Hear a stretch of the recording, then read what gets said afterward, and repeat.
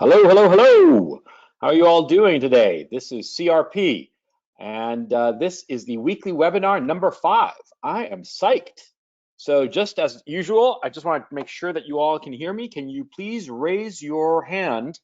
It's the little hand sign, symbol. Raise it if you can hear me, please. That'd be terrific. Fantastic. I am just stoked. What can I say? This morning I had an orgy with a bunch of hookers. I snorted about half a kilo of cocaine. I'm set. I'm only kidding. I only snorted like maybe 10 grams. I wish I were like with hookers and cocaine. I mean, it's so goddamn boring, this goddamn lockdown. I'm assuming that it's the same for you guys. That, you just want to slit your wrists at this point. It's just, oh, the tedium of it. And here in Amsterdam, it's actually, they're pretty mellow about it. They're allowing us to, they really never imposed like a quarantine by force. Most people were indoors, but you could wander around and nobody would hassle you. The cops wouldn't hassle you. And the cops still don't, as a matter of fact. And that's why I was able to go to work just about every day. And thank goodness that I was able to do so, because just to air yourself out, I mean, it's kind of crazy, right? I mean, you tell me, who thinks, I'm gonna put everybody's hand down right now for a moment, and I'm gonna ask a question. Who thinks that this quarantine has gone on too goddamn long? Raise your hand if you think that this quarantine has gone on too goddamn long. Yeah? Uh, Not a majority of you. That's interesting. Or a semi-majority, or some of you are just lazy bums who can't like put the fucking hand up. It's just a little button. Ah, you lazy bums. Anyway, it's great to have you here. Sorry if I'm a little wound up, but I've been going a little stir crazy. I'm not gonna lie to you. Let me just, just say hi to a few people. Oh, Graham. Graham is here. I hope it's the same Graham. Graham from China. Is this you? Yeah, it's me, Hello. but I'm not in China. I'm actually in Korea. You're in Korea. False advertising. Oh, maybe you know if Kim Jong-un is dead. Is he? Yeah, everybody's talking about that, but I've been checking the news every few hours and haven't seen any updates on that.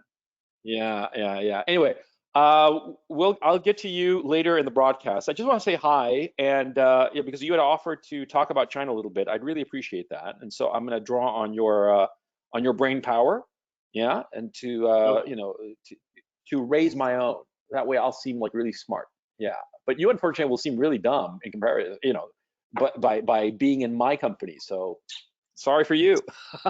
I'm sorry. I don't know why I'm so wound up, man. But I'll talk to you in a bit, Graham. Great seeing you here. Okay. Yeah, thanks. Yeah, I don't know why I'm so wound up. Like I said, I think it might be just being stir crazy.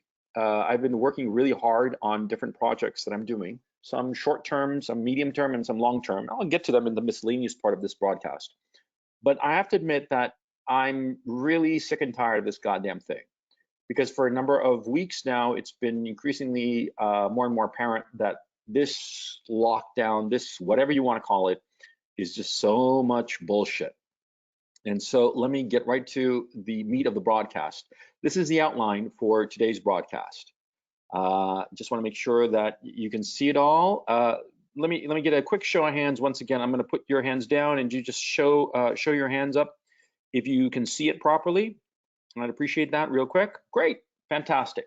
As usual, if this is your first weekly webinar broadcast, I put up the entire outline for the broadcast. I don't do, at one point I did like slides every time I started talking about something, but I found it was just better for everybody. That way they knew what they were interested in and what they wanted to hear me talk about, and they could tune out the other stuff. Because, most of my shit is rambling anyway. But in all seriousness, it's just more convenient and more practical to have it all laid out. And so that way you can see where the conversation is going. Well, monologue. But remember, this presentation is going to last, about 75 minutes or so, perhaps 90 minutes. And after that, there's going to be at least an hour of just shooting the breeze with you guys and taking any comment or any criticism or any question. Because I'm always interested in listening to you guys, because frankly, and I don't want to sound like a jerk, but there's nobody else to listen to. I'm sick of this shit. So let's go right to the meat of this thing. The COVID-19 death rates. We've been in lockdown. It's coming up on 6 weeks. And worldwide deaths normally on any normal year is 55.8 million per year. This is all deaths, okay? Roughly 2/3 of those deaths are basically old age. And 1/3 of those deaths are accident, illness, whatnot, non-natural age causes, if you will. I mean, think about it. A disease of any sort is a natural death, technically. I mean, if you die of a virus or a cancer or whatever, but it is a natural death, right? But here we're talking about, when I talk about natural causes, I'm talking about old age. 2/3 of those are by old age, 55.8 million. To give you a sense, it's 151,600 per day, okay? How many dead people do we have from coronavirus confirmed so far? 200,000. That's a little over 1 1/3 days of normal deaths, if you will. And you add it up, I mean, it's a trivial amount. In the United States, the normal death rate, normal on any given year, is roughly 2.8 million per year. Again, the stats are pretty much the same. It's 2/3 natural causes, 1/3 disease or accident. So you have 2.8 million people who die per year. And so far in the COVID-19 deaths, you have 54,000. You have roughly 2,000 per day. And to compare that, on a normal year, the average is 7,700 people die per day. That's of all causes. And we are adding to that figure 2,000 per day. Now, if you look at it in those terms, yeah, the daily figure, if you're talking 7,700 dead per day plus 2,000, that's what you're increasing it by over 25%. That's quite a bit, sure, and something to sit up and take notice. But it's not the fucking end of the fucking world, now is it? And the thing is, see, I feel like a fucking idiot because you guys heard me in my earlier webinars. I was thinking that this would be like hundreds of thousands of deaths in the United States, millions worldwide. I was honestly and seriously talking about a couple of million dead, if not more, in the United States. I did a fucking video that I feel now like a fucking idiot saying, estimating that potentially 5.6 million people would die in the US alone. And the way I got to those numbers is because I was saying, well, you know, if this is so prevalent and everybody catches it, and of the healthy people, the people who are fit, 1% of those 160 million people get it, and die rather of it, just 1% of 160 million people who are fit die, then 2% of those people who are overweight, which is a number of 70 million people, 2% of those, excuse me, 100 million people, 100 million overweight people die, 2% of those, that would be an additional 2 million. And then I said, of these 70 million who are obese, say a 3% mortality rate, which by the way, it is looking very much like the number one indicator of people who will die of COVID-19 is whether or not they are obese. The obese have been taking a shellacking over this thing. You know, that healthy at any weight bullshit, yeah, went right out the fucking window with this shit. But the point, when I was talking before, I was saying, you know, it's going to be 1.6 million fit people die, plus 2 million overweight people die, plus another 2.1 million overweight people die. I mean, obese people die. And that would add up to 5.7 million. That's what I said. That's what I thought. And why did I think this? Well, because the numbers, the initial numbers, look scary as all get out. And everybody was fucking panicking.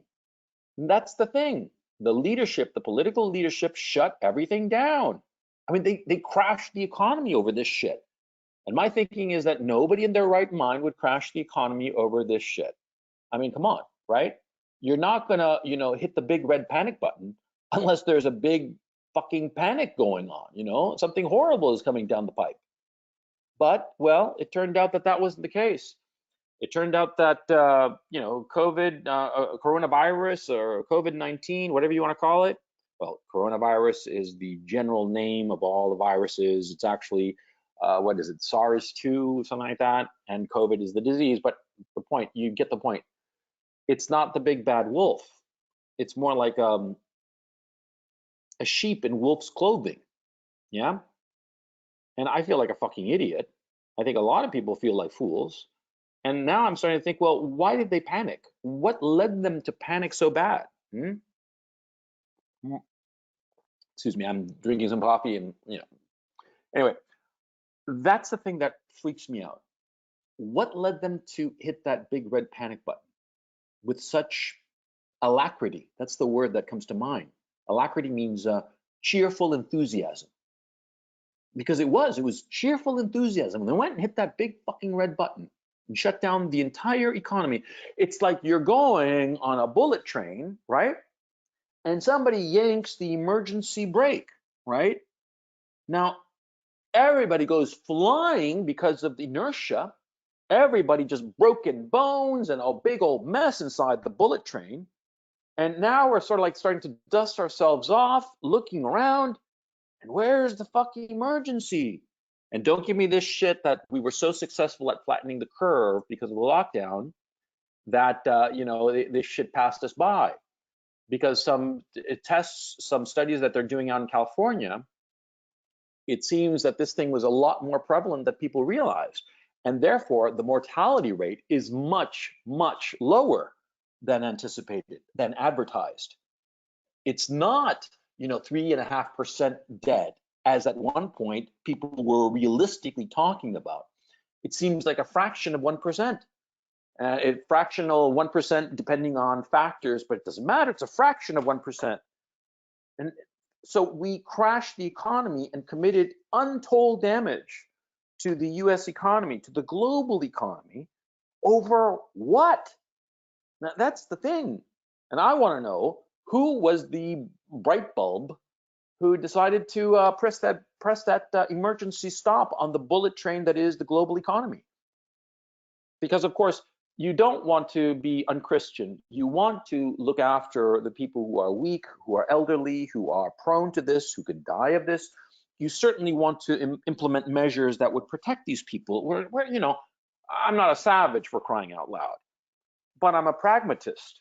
I want to know what the hell happened, because it's increasingly clear now that we're coming to the end of April that this was a wild overreaction, completely out of whack with what actually is going on. And, we're going to have to start picking up the pieces. And now here comes the thing, what I call the lockdown smackdown.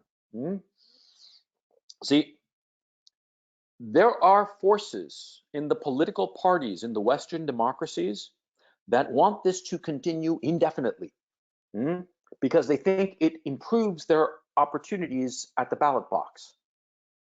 And it's increasingly clear that the Democratic Party does not want to reopen the economy, because think of it from the Democratic Party's point of view. Many of their supporters are federal and state government employees. They account for 29% of the workforce. 29% of the workforce. The military and everything, all that together, that's what it adds up to. And so what is going on here with these people? They are getting paid and they're not doing anything. Whereas a lot of other small businessmen who are traditionally conservative, they are getting it in the ass. This is becoming a political issue. I mean, it's obviously a political issue at this point. I mean, I've been talking about this for a couple of webinars so far, but it's getting worse. And the fact of the matter is, the left, the political left, does not want to reopen the economy. And a lot of people in the United States, at least, are actually getting more money by being unemployed because of COVID-19 than if they had a job, because they got so much money from the CARES Act. They got $600 a week on top of any unemployment benefit that they were getting from their state. If you don't know, those of you who are not from the United States, each state in the United States gives a different amount of unemployment benefits. And it really depends. It's based on cost of living in each of those different states. For instance, in Massachusetts, it's much higher. I do believe there it's about $700 a week. In other states, poor states or states that are not that expensive, it's $400 a week. But the point is that everybody who's unemployed is going to get a $600 a week check on top of their state unemployment benefit by way of the CARES Act. The $600 a week, that's more than $2,400 a month. That's almost $2,700 a month. That is more than $15 per hour. That's a very good wage. The fact of the matter is, $2,700 per month is over 30,000 a year. It's actually 31. I mean, am I doing my math right? 32,000 a year, and the median, excuse me, income in the United States is 33,000 a year. So just by sitting on their ass and getting the federal unemployment, not the state, mind, just the federal, they are making out better than half the population was before this lockdown. So there's going to be a lot of people who are just not going to want this lockdown to end. And come on, people are people. Okay, if you're getting free money, you lost your job. That's terrible because of this shit. Fine, you lost your job, but now you're getting a check just to sit at home. So what's your incentive? Keep on getting that check, obviously. What the hell? So are you going to vote for the guy who wants to end the lockdown, or vote for the guy who wants to continue the lockdown? Of course, they're going to want to continue the lockdown. This whole thing has become so politicized, and on top of that, this fucking retard Trump is making a fool of himself on each of these goddamn press briefings. I mean, it was all good and fine in the first ones, but as he keeps on going on and on, people are getting tired of the son of a bitch. He's got to go away, or else he's going to lose the fucking election come November. And on top of that, the Democrats are doing this voting by mail shit, which opens a Pandora's box of cheating. It's unbelievable the amount of cheating that's going to go on if they allow this voting by mail, which they are allowing in New York and California. Those states, in a sense, really don't matter electorally speaking. But what about the other states like Wisconsin, like Michigan, like Ohio, the swing states, the ones where it actually matters? Holy shit, they are opening the door to all kinds of malfeasance. So look, this whole lockdown thing is becoming so politicized, and the only thing that's going to suffer is the global economy. Okay, every day that we continue on this path of lockdown, of major industries in our economy shut down, every day that we continue costs us more than the previous day. Because each day we have more, each day of idleness, we have more and more depreciation of assets. I'm not talking about strict amortization of assets, depreciation in the financial sense. No, I'm talking in the physical sense. The airplanes sitting there at airports and hangars and whatnot, they are degrading, okay? Those planes, they are designed to be kept flying, not sitting there for weeks on end. It's a disaster. We are seeing all kinds of weird effects. I'm going to get to the negative oil price thing in just a second. A lot of people are asking me to talk about that. Of course, it's fucking fascinating.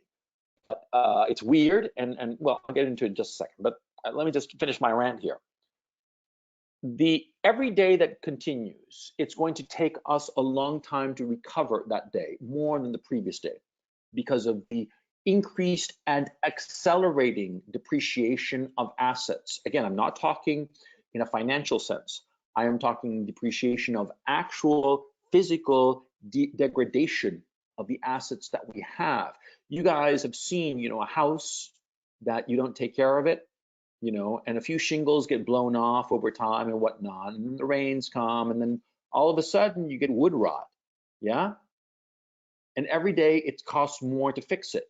It becomes more difficult to fix it. Every day that you don't fix the missing shingles and the leaky roof, your whole house degrades that much more, that much worse than the day before, until it's a total loss. That's basically what's happening to the global economy. This is a disaster. Here in Holland, they're pretty sensible people. They got their shit down. They know more or less what they're doing. May 20th is the date that they've set to pretty much start reopening shit, right? May 20th, that's 3 fucking weeks away, okay? And that's 50% of the time we've already been locked down, and they're fairly sensible. What about other countries? What about the US? What about the UK?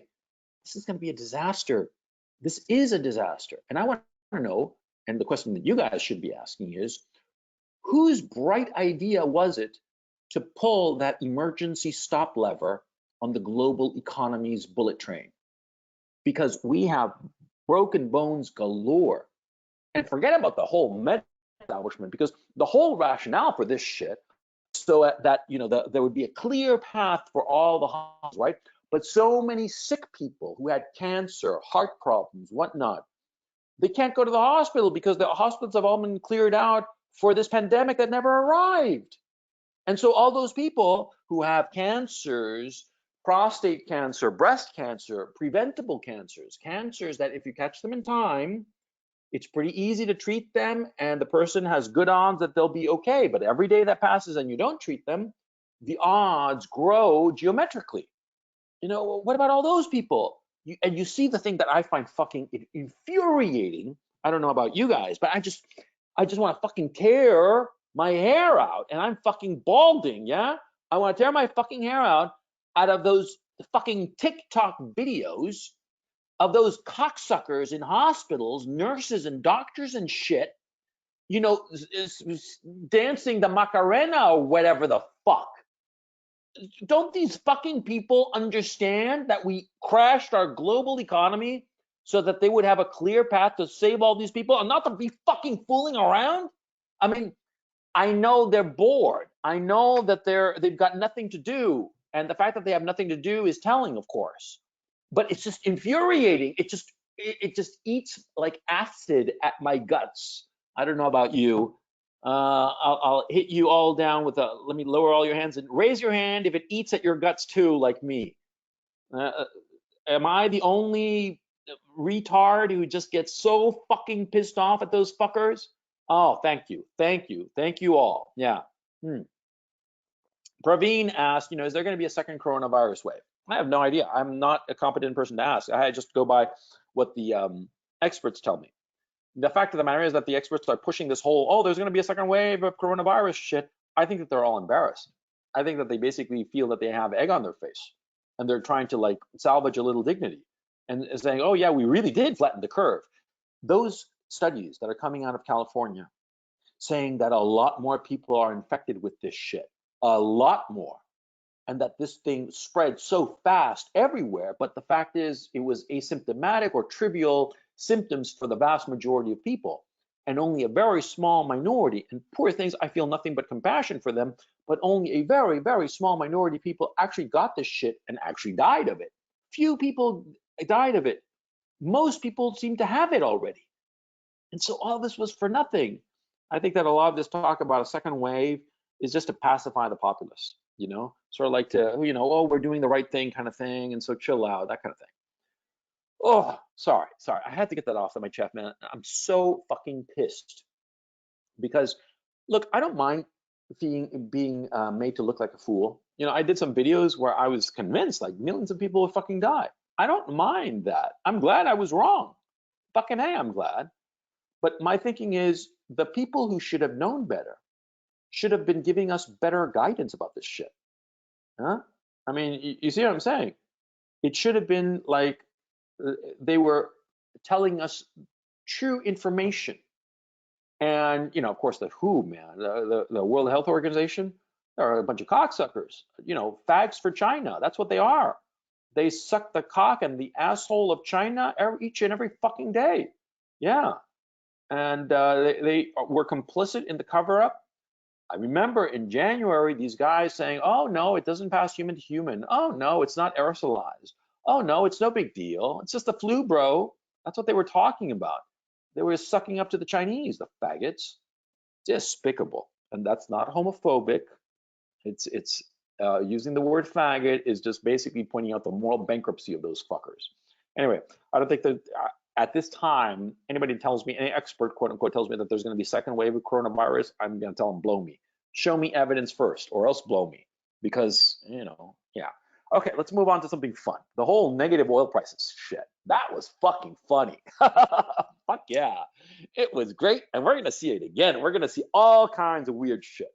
For those of you who don't know, for those few who don't know, what happened was that oil prices, they were floating around the $20 mark, something like that, because of the oil war that the Saudis and the Russians instigated right before coronavirus.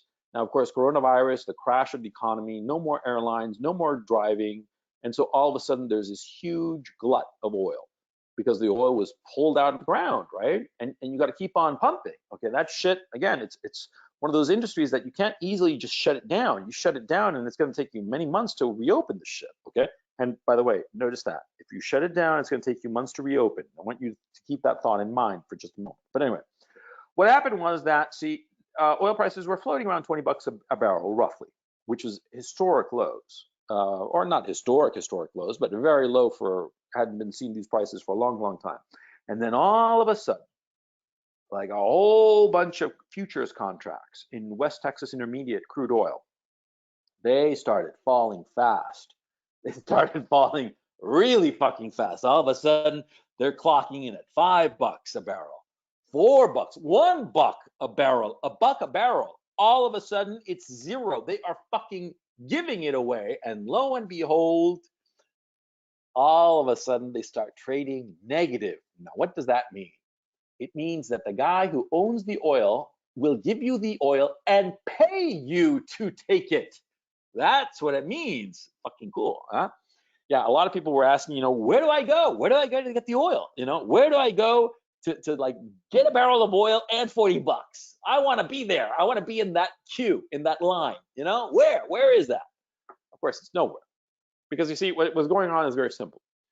Oil is a commodity, and a commodity is traded in what are called futures contracts. Futures contracts are contracts where a producer promises to deliver X amount of oil to a certain location by a certain date.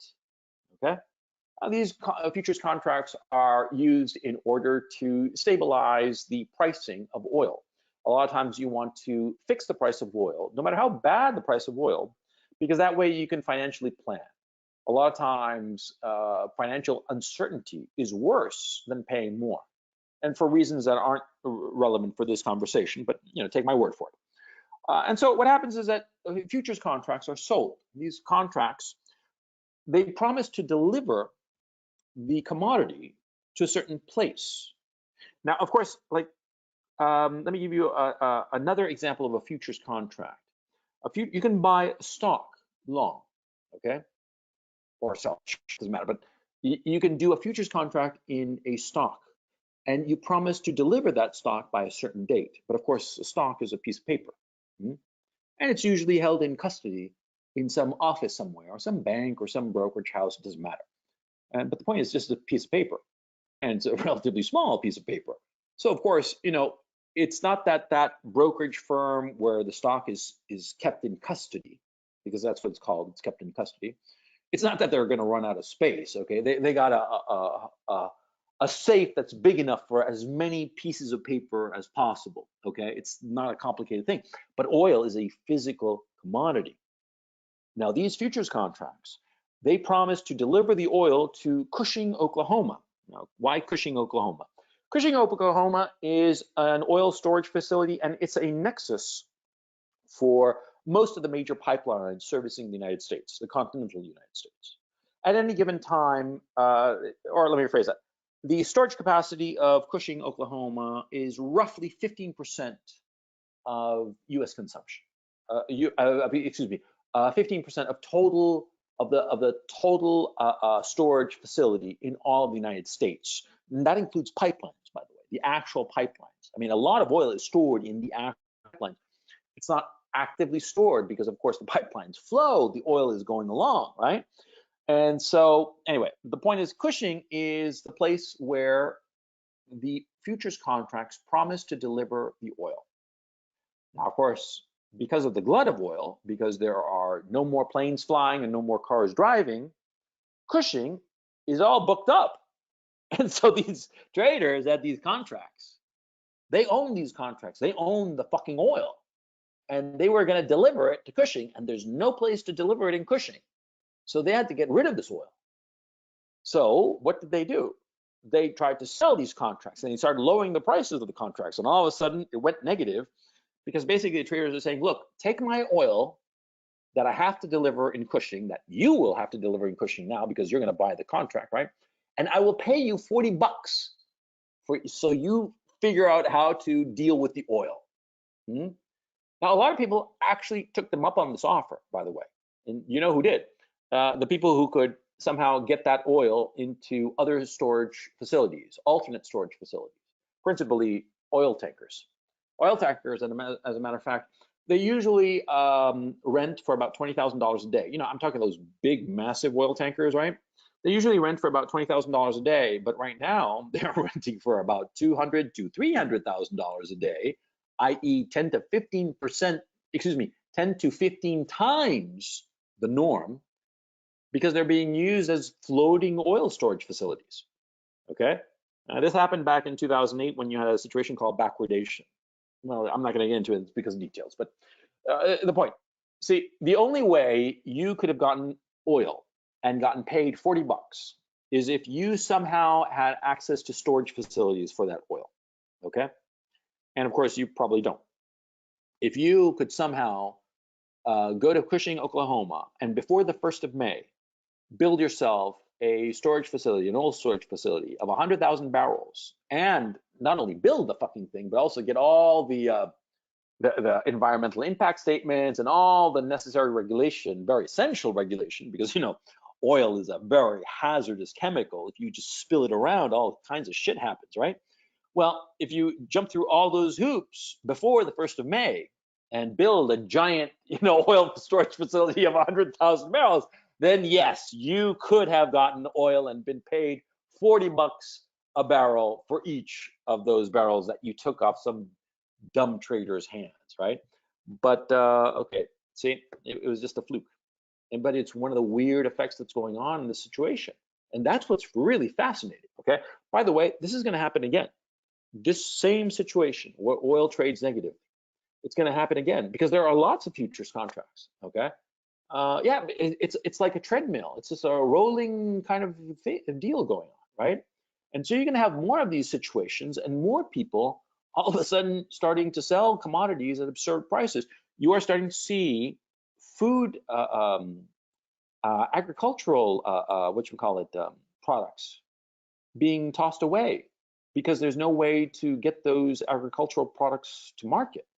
There are no trucks, there's no distribution network because it's not working, because everybody's in lockdown and whatnot. You have millions of chickens being culled because there aren't enough workers to process them and then send them on their way. You have, what is it, like 3 different pork processing facilities and big ones in the US that have shut down because they've discovered that, you know, 1 or 2 of the workers had COVID-19, or let me phrase it, they had coronavirus. And so the fear was that that worker, that facility could potentially spread coronavirus by way of the meat that they were processing at the plant, okay? You could see in the not too distant future in the US and in Western Europe, by the way, because something similar is happening in Western Europe, you could start to see food shortages, principally of meat products, yeah? Meat, poultry, that kind of stuff, yeah? And this is gonna be really fucking fascinating. Yeah, it remains to be seen. The longer this lockdown continues, the more crazy ass results we're going to get, like negative oil prices. I mean, that's fucking crazy, man. I mean, crazy, crazy. But that's what happened.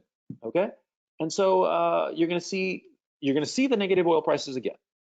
You're going to start to see other weird things happening in commodities. What exactly? I don't know. And here I'm gonna stick something in here that I should have stuck on the outline, but you know, I might as well just tell it to you. Again, at this time, there is nothing safe in which to invest, at least not the way I look at it, okay? And remember, like I told you guys on webinar number 3, which by the way, I re-recorded yesterday, I don't think the re-recording was very good. I might actually take another crack at the fucking thing because the what I did yesterday, it just didn't have the, you know, the energy, the push, you know, it was lackadaisical. I didn't like it. But anyway, that's my psychosis. What I said to you guys in webinar number 3 was that I buy income streams. That's what I buy. I don't trade. If I trade, I consider it a gamble. And as a gamble, I'm very quick to sort of like hop on, hop off. My thinking is that if you want to trade, i.e. buy something at a low price and sell it at a high price and make the difference, you got to be very clear what you're doing. You got to know exactly what the fuck you're doing. You have had a very, very short time window. Okay, you know, 60 days on the outside, you got to be fast. You don't no fucking around, because you don't want to be staring at your computer screen every goddamn day to see if the trade works. That's not a healthy way to live, right? You want to invest. Does investing mean? It means buying income streams. That's what investing means, or at least that's what I consider it to mean. At this time, there is nothing to invest in because everything is so topsy-turvy and crazy that anything could happen.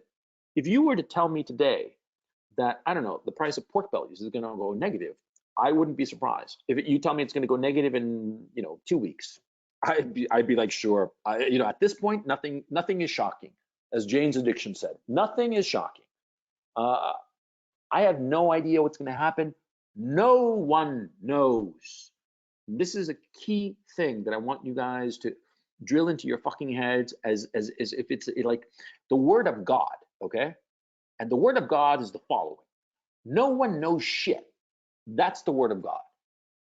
Anybody that you hear investment advice from that says, oh, this is good, oh, that's good, nobody knows, because this is uncharted territory. This is unprecedented, okay? I've said this before, I'm gonna say it again. I'll say it until the cows come home. Nobody knows anything. Nobody knows shit. And therefore, there is nothing safe to invest in. And that's a fact of the matter, okay? A lot of guys, and I talk to you guys, I've talked to several of you guys, have said, oh, why don't you buy this, buy that, the other? Well, those are trades. And you can be anticipating the market and say, oh, this stock or this bond or this whatever is going to go up, or it's going to go down and I'm going to short sell it, whatever the fuck. But you see, that is a trade. That's you hop on and you hop off. And you're always with your eye on the meter. You're always looking to make sure that you exit that position at the right opportunity, because you want to make money, of course, on trade. But that's, to my eyes, that's not investing, that's gambling. Gambling, I love gambling. I love going down to the casino, blowing a few grand and doing shit and, drinking too much and, feeling up the cocktail waitresses. Why not? But that's not investing. Investing is long-term. Investing is getting into something that will produce an income stream for as long as you live, right? That's investing, at least as I see it. At this time, I do not see an investment opportunity. At this time, I do see that a number of assets are going to collapse in price in the not too distant future. We're already starting to see it. It's durable goods. You go on Craigslist and you can find all kinds of durable goods like washing machines, shit like that. They're just giving that shit away, and they're practically new because people need money. We're starting to see the same thing happen in the used car market. The used car market, look it up. Look at Kelly's Blue Book, all those sites, whatever. People are starting to get realistic on their prices, or more correctly, they are starting to panic and they need the cash, and that's why they're selling their vehicle. You're going to have a huge glut of used cars, and I'm talking about relatively, cars that are in relatively good shape, just a year or two old, less than 20,000 miles on them, some of them, okay?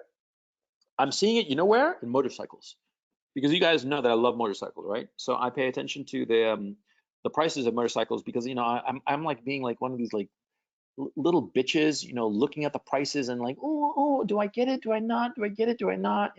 Like indecisive little faggot. But I love that kind of like, self-inflicted torture of like, ooh, do I get a motorcycle or not, kind of thing, right? Yeah, eventually I may get it. But the point is, see, while I dither and dather like this, I am seeing as the prices are falling of the used ones, okay?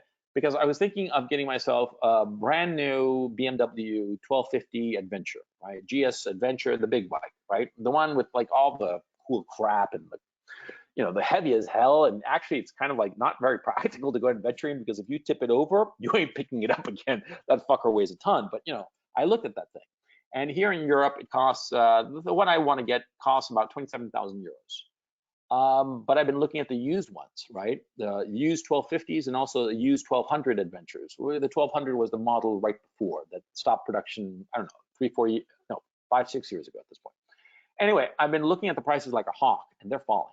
They're falling noticeably. And here in Europe, things are pretty good. You start looking at the used car market, and I've been doing that a little bit, but not as closely as a motorcycle market, and they're also falling. I've been paying attention. There was an article, as a matter of fact, that I read somewhere that, yeah, on Zero Hedge, zerohedge.com. That's what you should be reading. Okay, a lot of the shit there is crazy. A lot of the shit is, Chicken Little, the sky's falling kind of crap. But every so often they hit it right on the money. Zerohedge.com. Anyway, I read there that the classic car market in the United States is soft as hell. You're going to see that more as the assets become bigger. Mhm. The asset that is already deteriorating quickly are the mansions, the ones, the big houses that require a jumbo mortgage loan. A jumbo mortgage loan is a loan of over $500,000.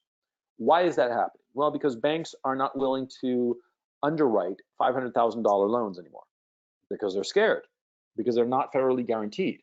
See, a loan under that amount is federally guaranteed. And so banks are tightening their parameters, their parameters for jumbo loans. And so expensive houses, the ones where you have to get a mortgage loan of over $500,000, those houses are starting to suffer. They're starting to go down. And you look at the housing market in New York, especially, which is the hot housing market, it's going down. Mm-hmm.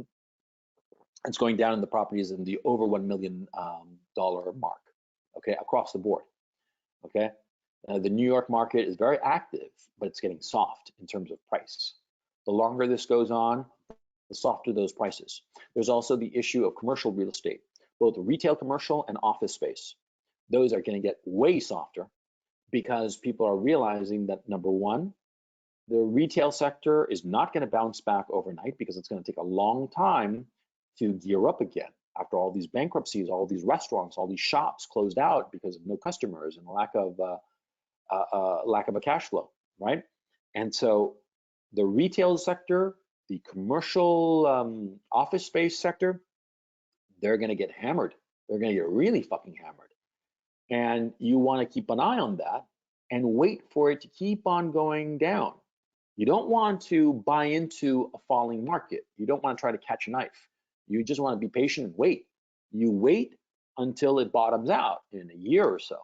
And then you start investing. Then you start investing insofar as getting properties or getting other assets, whatsoever those assets may be, that can produce a consistent income stream. That's the goal. The goal of investing, look, the goal of investing is very simple. The goal of investing is for you to get money every month while you have your thumb firmly up your ass. That's the goal of investing. You don't want to do shit and get paid. That's the whole point of investing.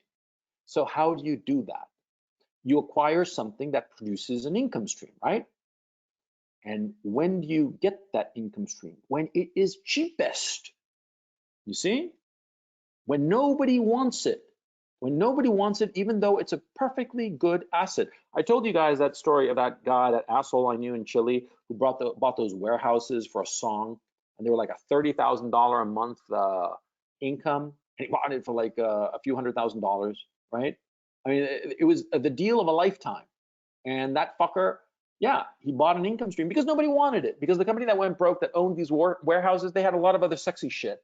And everybody's like, ew, industrial warehouses in a bad part of town. Ew, who wants that? Well, smart motherfucker who realizes that it doesn't matter how sexy or unsexy some asset might be. If it's producing money, if it goes ka-ching, ka-ching, ka-ching on a regular basis, and it's cheap, you buy it, right? All you have to do is divide the income stream per year divided by the price that you're putting out, including all taxes and all fees and all, broker fees and whatnot. You add up all those prices, you divide that net income from that gross cost, and that is the number that you look at. Doesn't matter what it is, okay? If you're getting over 10%, you're doing great. If you do over 15, 20%, you're a fucking genius. That's how you invest. It's not complicated. Right now, there is nothing to invest because we are in flux.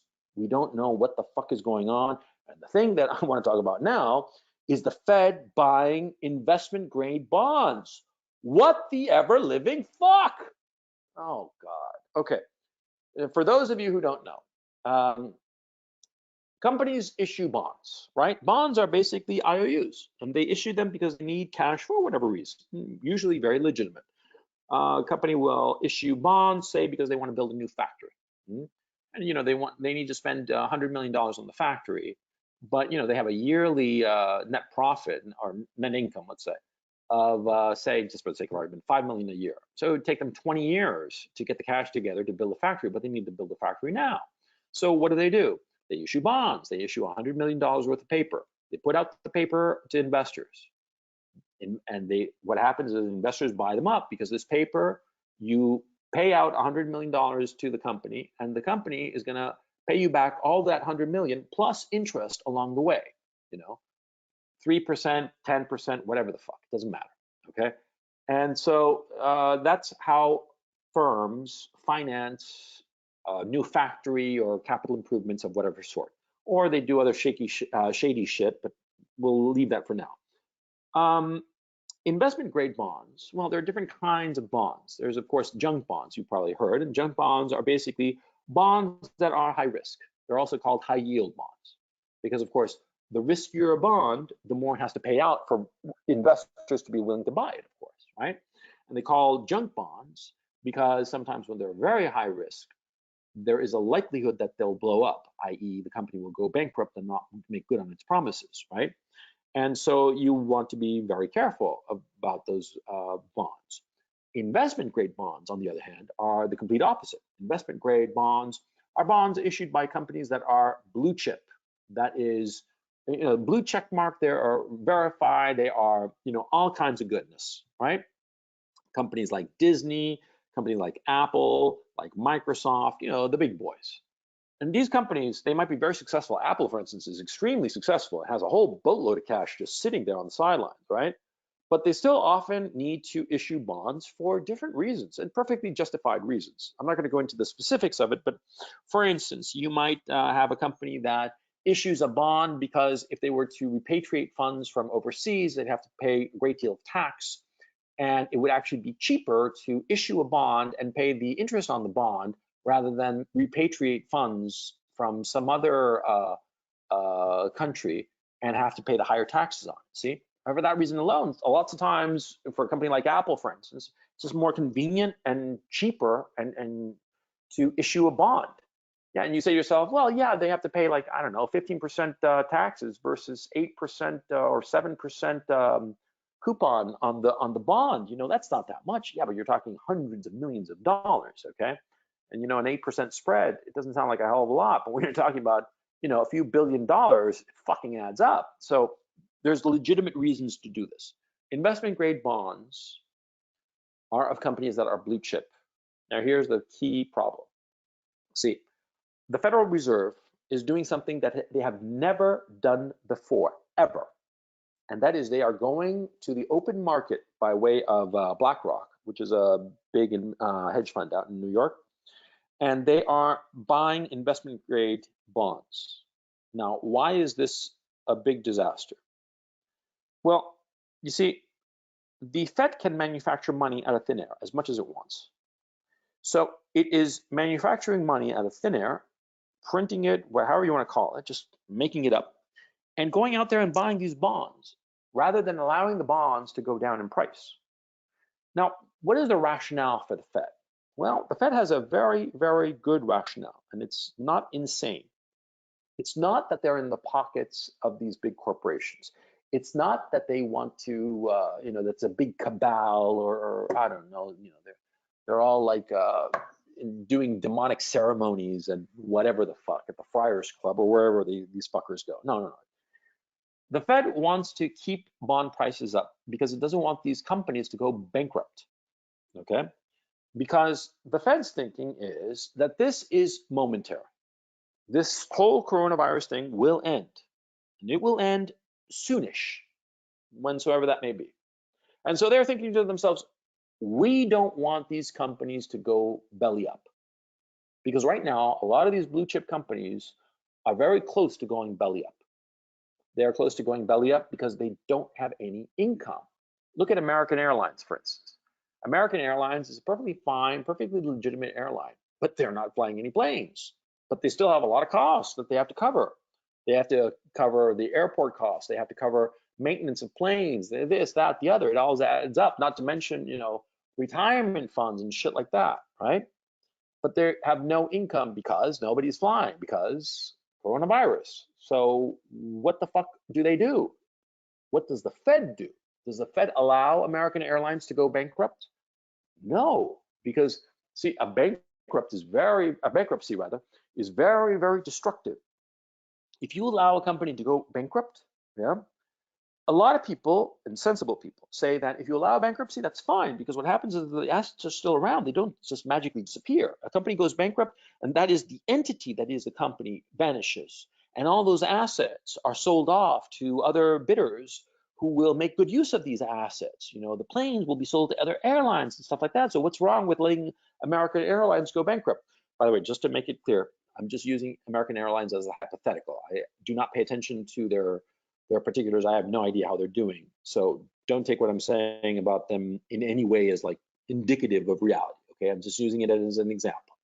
Okay, so if American Airlines were to go bankrupt, right? The bankruptcy court would just take all the assets of American Airlines, sell them sell all the airplanes, sell all the crap that American Airlines has, whatever it is, the gates, the permits to the gates in the various airports around the world and whatnot, and take the money that it got from all those sales and pay off its creditors, and that'd be that. That's the whole point of bankruptcy, right? Yeah, but the thing is, see, at this time, if American Airlines were to go bankrupt and it went through bankruptcy court, who'd buy the planes? Because nobody's going to buy the planes because nobody can fly, see? And nobody's going to buy any of the other crap that makes up American Airlines. There would be no reason to buy it because you can't make any money off of this shit. Remember, you buy stuff in order to make money off of it. You don't buy it just for shits and giggles, right? And so what would happen is that, see, if American Airlines, for instance, or Apple, or any company, just stick a name in, if the Fed were to allow one of these big, big companies to go under, there would be no economic use for it, and it would cause considerable damage. So the Federal Reserve is thinking to itself, we will support these companies, and we will buy their investment-grade bonds for the time being, while this lockdown is in effect, while these companies are not making any money, and they have no income. They will go bankrupt because technically, all these companies are currently bankrupt, because that's how you go bankrupt. When you do not have income, but you have expenses, that's bankruptcy. It might happen, I mean, you might have money in the can, as it were, in the bank or whatnot, but eventually, your expenses are going to eat up your savings and you're going to be bankrupt. That's how you go broke. You go broke when you do not have an income. These companies will go broke because they do not have an income. And so the Fed is saying, this is momentary. This isn't reality. This isn't normal. This isn't like the company was mismanaged and it went bankrupt. No, it's because of this. So we are going to print money. We are going to buy their investment grade bonds to shore them up. And a lot of people are getting all upset because these companies are issuing investment grade bonds like there's no tomorrow, and offering this shit to the Federal Reserve. Well, yeah, because these fuckers, they know that they are going to go bankrupt if they don't get some fucking cash now, pronto. And so, of course, they're issuing bonds like there's no tomorrow because they are fucking broke. These companies can't go on 3, 5, 10 months without any income. They can't even go 6 weeks without any income. These fuckers are like sharks. If they stop swimming, they die. Mm-hmm. And so the Fed doesn't want them to die. Of course not. And it is perfectly reasonable, because how many people are employed by American Airlines? I have no idea, but if you told me like 20,000, 40,000, I wouldn't be a bit surprised. Sure, luggage handlers, airplane captains, stewardesses, all these people, and they have families and they have to put food on the table and whatnot.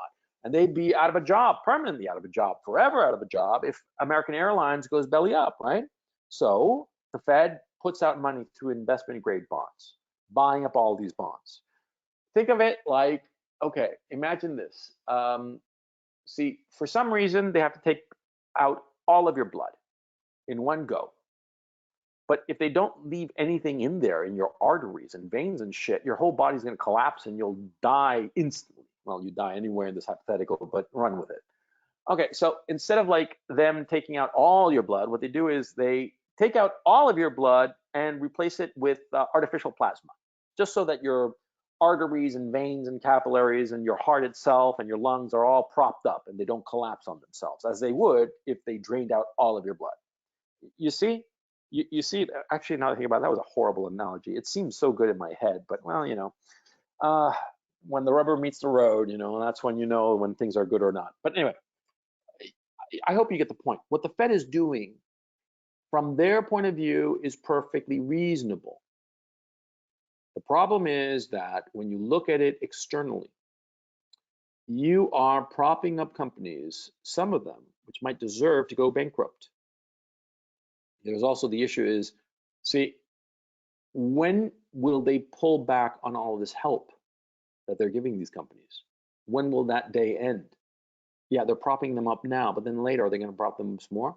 Are they going to prop them up again some more and some more again?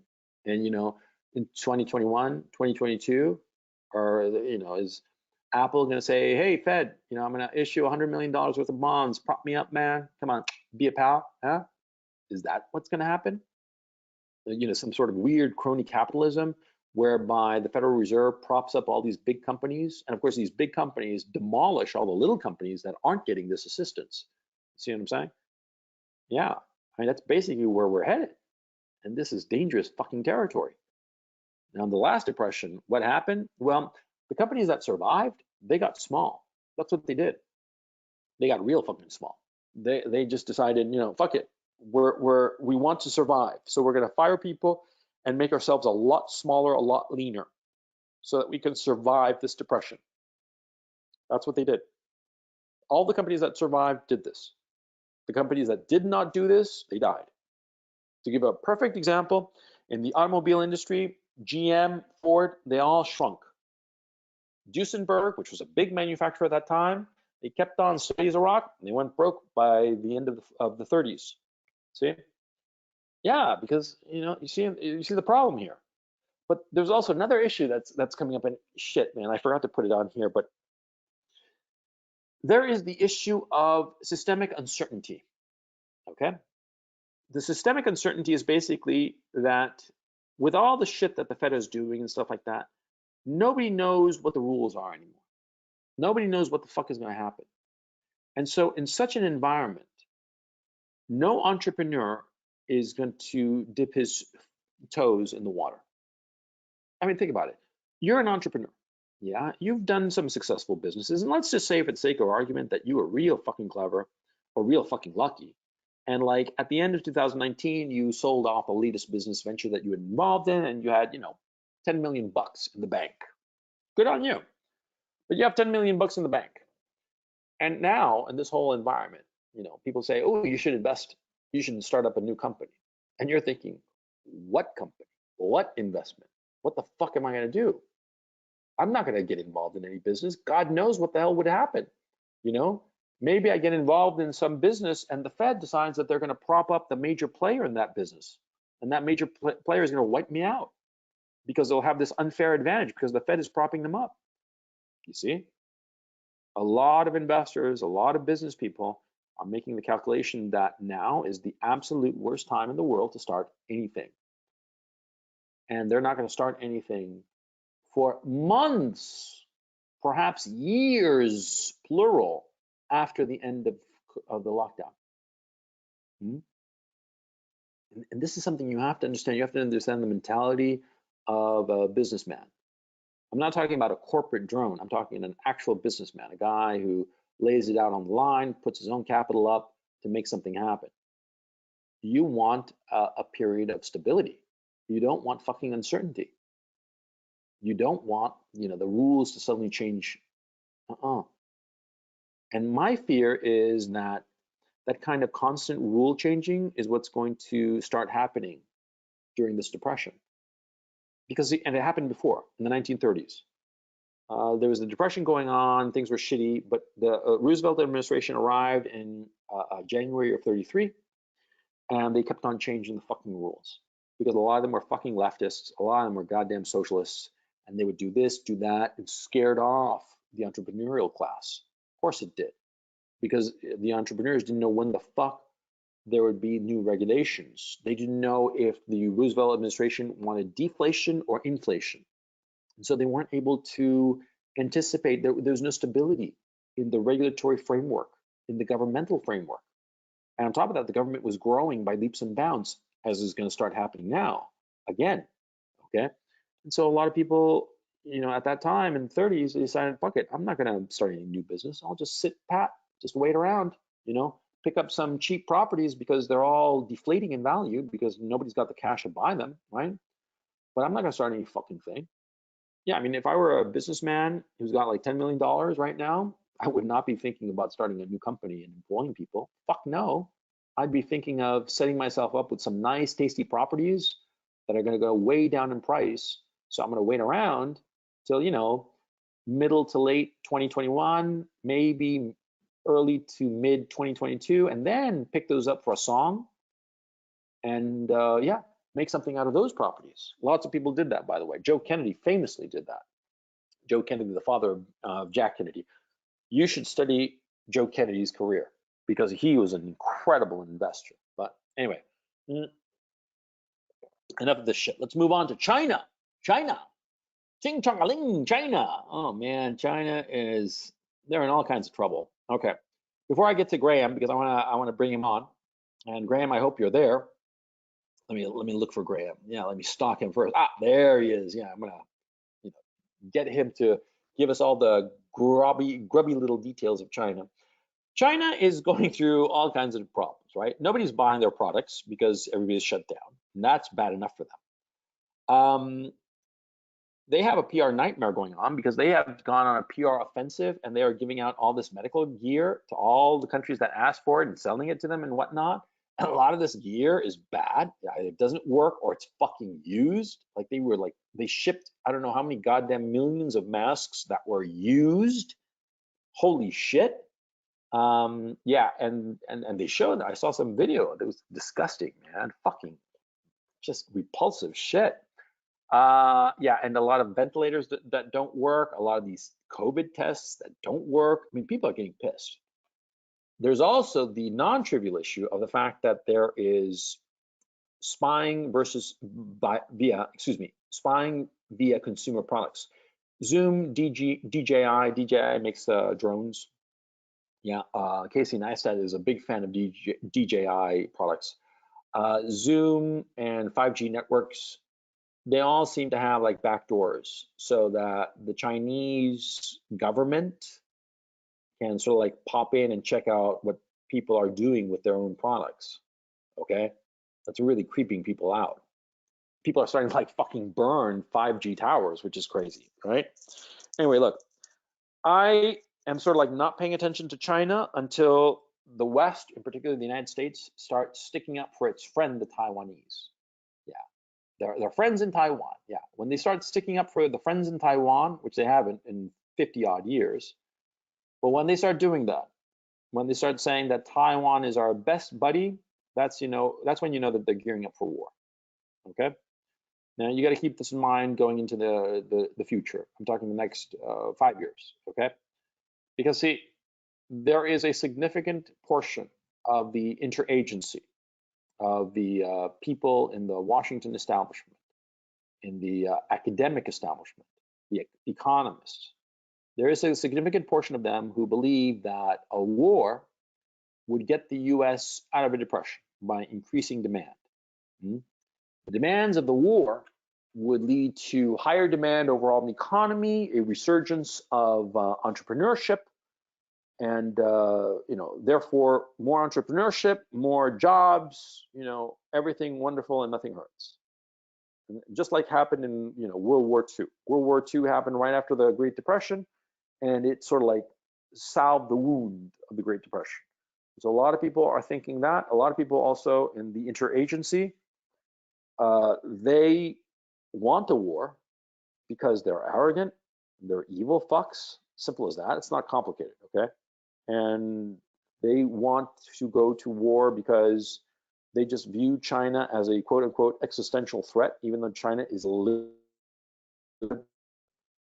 but they just don't like it because they're arrogant They are arrogant, and they inherited, the American establishment in particular, inherited an incredibly powerful military, an incredibly powerful country that previous generations built.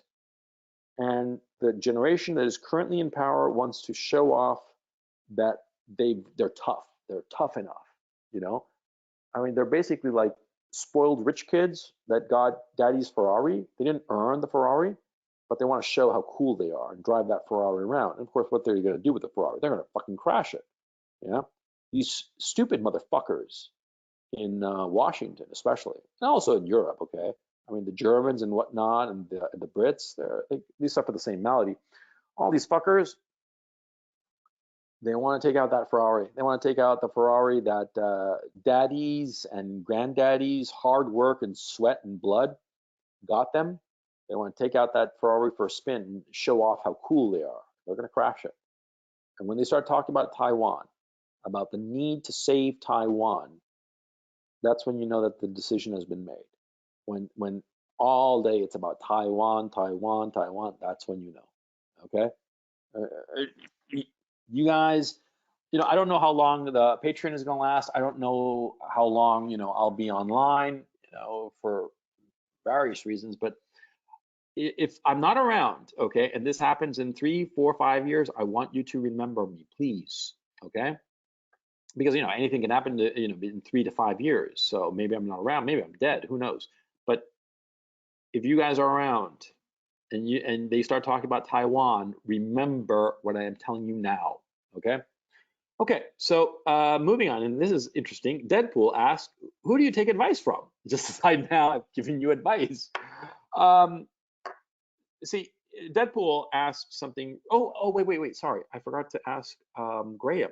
Let me bring in Graham here because he had some insights into China. And Graham, I'm unmuting you. How's it going, Graham? I'm doing real well. How are you? Pretty good, pretty good. Just to make sure, everybody, can you everybody hear Graham? Okay, raise your hand if you can. And Graham, when you start hitting us with your big brains about China. Oh, yeah, sure. Yeah, thanks for having me on. I really appreciate it, and it's pretty cool to talk to you. I've told a lot of people about your channel, and my dad's a huge fan of yours, so Thank you. Thank you I'll so have him much. listen to this afterwards. Send your dad my best. I really appreciate that. That's very kind of you. Yeah. Well, yeah. So I lived in China for 6 years. I left about a year ago, but still know a lot of people who were there after I left, and pretty much all the foreigners are gone, and they're not going back anytime soon. Why? What's So happened?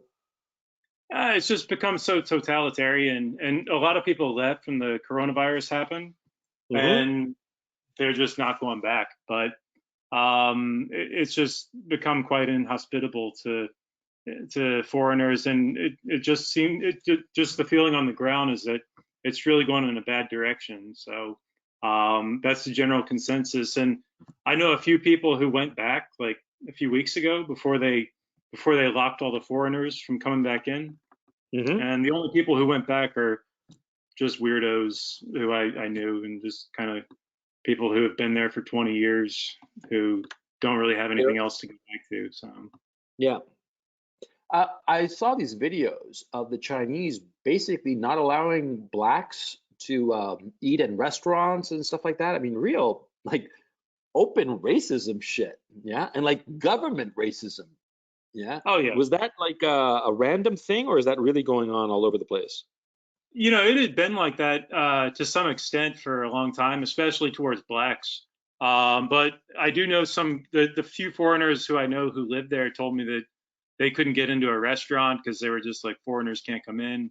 Bars are doing the same thing, and I don't know if it's racism or not. Like, I mean, in the U.S., people tend to assume anything is because of race, but like I think it's more they just assume that foreigners have a higher chance of carrying the virus, so they shouldn't be let Okay. in. I don't know if it's because of racism. I know that Hmm. um, the mainstream media in the U.S. would love to like pretend like everything is because of race, but Chinese people are in general a little bit more racist than than they could be. But I don't know if those things can be chalked up completely to race. Well, I mean, if they don't want people who are not of their own race, then that is racism now, isn't it? But anyway, it doesn't Yeah. really matter. What I'm curious also about is, are the people buying into the Chinese propaganda that this is all the fault of the United States? Some people are. I'd say 20% of people believe that, and most Chinese people don't really follow politics too well. Yeah, They're quite I get it. apolitical. But They're I'd like say that everywhere. I'd say 20, 30% of Chinese people are super brainwashed and just believe whatever they read from the government. Hmm. But yeah, I'd say most people probably wouldn't believe that if they were asked honestly. And the final question I have, I mean, you have these contracts in China, right? And the problem that we're having here on the outside of China is that any figure that they say is so much bullshit. So the question I have is, how is the employment situation in China? Do you have any kind of insight in that, or not really, or you've heard something? I'm curious. Well, I know for the expat foreigners, it's like there's probably no job opportunities. And I look on the job boards and see vacancies all the time, which means that Hmm. they can't get a supply of labor. But I do know that a lot of Chinese companies shut down permanently and they're not opening it back up. I know a guy who had a sourcing company that shut down like a year ago. So they had been like suffering quite badly for 2 or 3 years prior to the coronavirus. And I Why think were it, they going down for the past 2, 3 years? well, a number of reasons, like the trade war had some impact, but the cost of labor in China has been going up significantly the Mm. last 5, 10 years. When I first went there in 2007, you could hire a college grad for $500 a month. Hmm. That's easily doubled or tripled in the last 13 years. So So same basically, thing for they're sort of like a victim of their own success.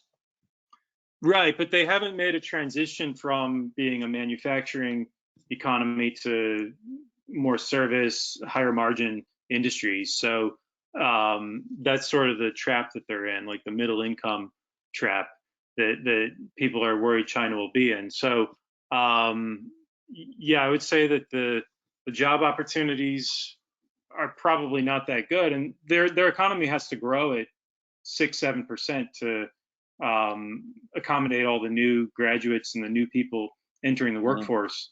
So I would say their economy is not good, but I do think it can bounce back quicker than a lot of Western economies. And I Interesting. say that because they have the supply chain for creating stuff that has left a lot of other economies, and they could just turn that inward and increase their domestic consumption to bring their economy back on board. So it's a complicated picture, but I think they could end up coming out ahead on this, which I would Yeah. hate to see, but you got to be Yeah, I think a realistic. lot of people wait to see it. Yeah, I think a lot Yeah. of people want them to get their comeuppance. Graham, it's Oh, great talking to you. Thank you so much. I really appreciate it. Thank you so much for your insights. I yeah. appreciate it. Yeah. Thank you. All right. Catch you next time, and say hi to your dad. All right. Thanks. Bye. Um, no, yeah, China I find fascinating, and I wonder what the hell is going to happen there. But let's move on. Deadpool asked, who do you take advice from? And that's a good question. See, because a lot of times you're going to hear advice from different people. And sometimes the difficulty is in separating the people from what they are saying. Because you will find that a lot of times a very wise person will give you very bad advice. And a very foolish person might perhaps give you very good advice. And so the mental trick is to divorce what is being said, the advice being given, whether intentionally or not, from the person. Okay. There are a lot of people that I personally just do not like, but I pay attention to what they say because a lot of times there are nuggets there. Okay. Nuggets of not stupidity. Sometimes they're very clever, even though I don't particularly care for the person. And so that's a trick that you should master in order to figure out who to take advice from. You should usually listen to the advice of somebody who does not care about your situation. Because the people who care about your situation will tend to not look at your situation objectively because they care about you. And they will offer you advice that falls in line with their own personal temperament. They will want you to be more like them. This is very natural in the people who love you, okay? Like for instance, your mother wants the best for you. She says, put on a sweater when it's cold and all the rest of it, and eat your veggies and whatnot. You're a grown-ass man, right? And she's still telling you this shit. Now you have a business problem, a business situation, a business proposal, say. Some guy's talking to you about some business opportunity, and it's going to require a lot of work and a lot of effort and a lot of time spent and a lot of capital perhaps, but could be very worthwhile. You could wind up making a shit ton of money, right? So you go and ask your mom about this. What do you think she's going to say? She's going to say, don't do it. Of course, because she's your mother. She loves you. She wants risk minimization insofar as you're concerned. So her advice is always going to be incredibly conservative. I'm not talking about politically conservative. I mean, she could be a fucking communist for all I care. Her advice is going to be to you to do the thing that is safest, the most conservative path, because she will not want you to suffer, to fail. She won't want that. So of course, she's going to offer the most conservative advice because she loves you.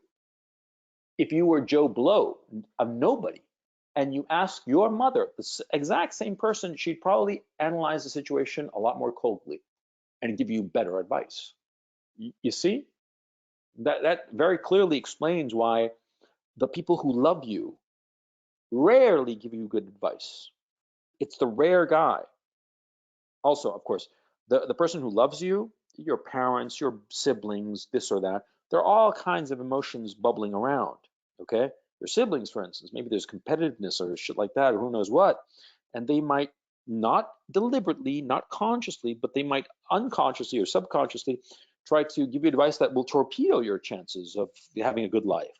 It happens all the time, and it's not like malicious. Don't think of it as them being evil. No, it's just, people a lot of times act in ways that they don't even realize. And so what you have to do is find those people who are indifferent to your fate, or those people who love you enough to tell you the things that you don't want to hear. Those are the rare people in your life, okay? There are very few people, let me phrase this. There are very few men who are lucky enough to have someone in their life who loves them so much that they will tell them what they don't want to hear. Most people who love you will tell you what you want to hear. Yeah. They'll tell you what you want to hear, or they'll tell you conservative advice. They won't, because that's the way of human nature, okay? And to fight it is just foolish, okay? Okay, so the next one is realities of YouTubing. Ryan H wanted me to talk about that. I'll bring in Ryan H and have him ask it. Let me find you. Here you are, Ryan H. And Ryan, how's it going? You there? Yeah, I'm here. Can you hear me? Yeah, how's it going?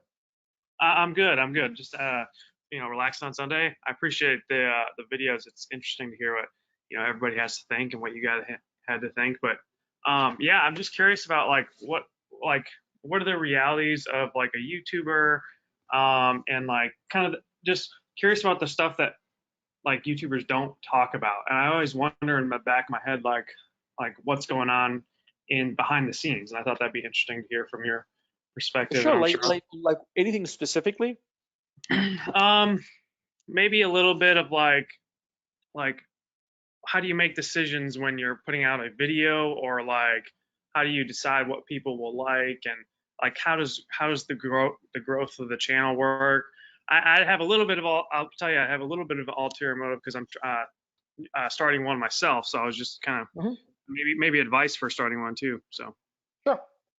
I'll tell you my own experience, right? When I started the CRP channel, I started putting out videos, and I was pretty regular about it, like every day or two, yeah, because yeah. I was really fascinated with the experimenting with the form, yeah, and I thought, the audience will arrive someday, right? And, eventually, and so I started on like I remember it was late April of 2017. And late April and all of May, I was doing videos pretty steadily and I didn't get any views. It was really kind of like depressing. And Yeah. so finally, what I did was that I went to a subreddit, I forget which one, and I sort of like, made a post that sort of like advertised my own channel. And at the bottom of it, I put a link to my YouTube channel. And that's when I started getting like more subscribers. I cracked the 100 subscriber level, and I was doing videos that I thought were pretty good, but it was like really hard to get that initial traction of just a few people, right?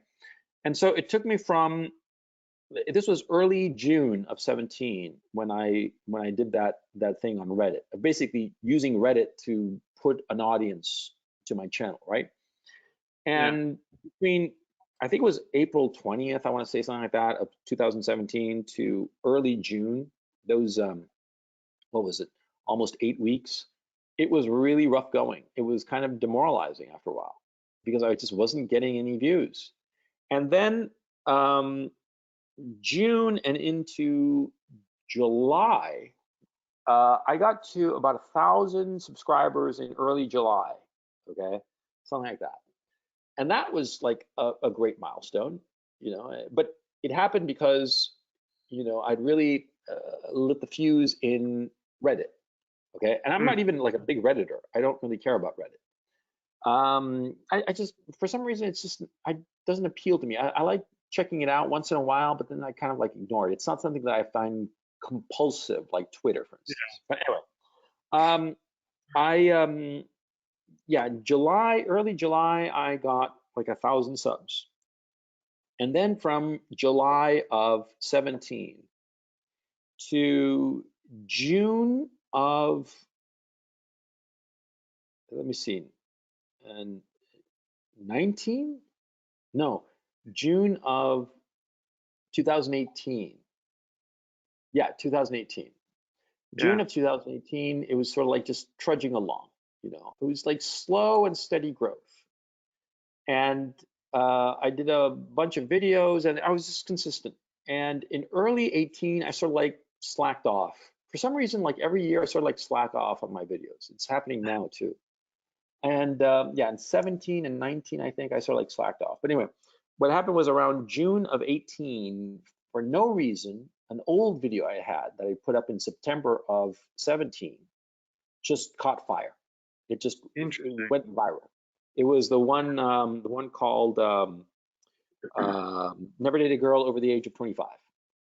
Now Yeah. that video, it just 9 months after I posted it, all of a Hmm. sudden it just took off. I did nothing to merit it, and then several of my videos went viral.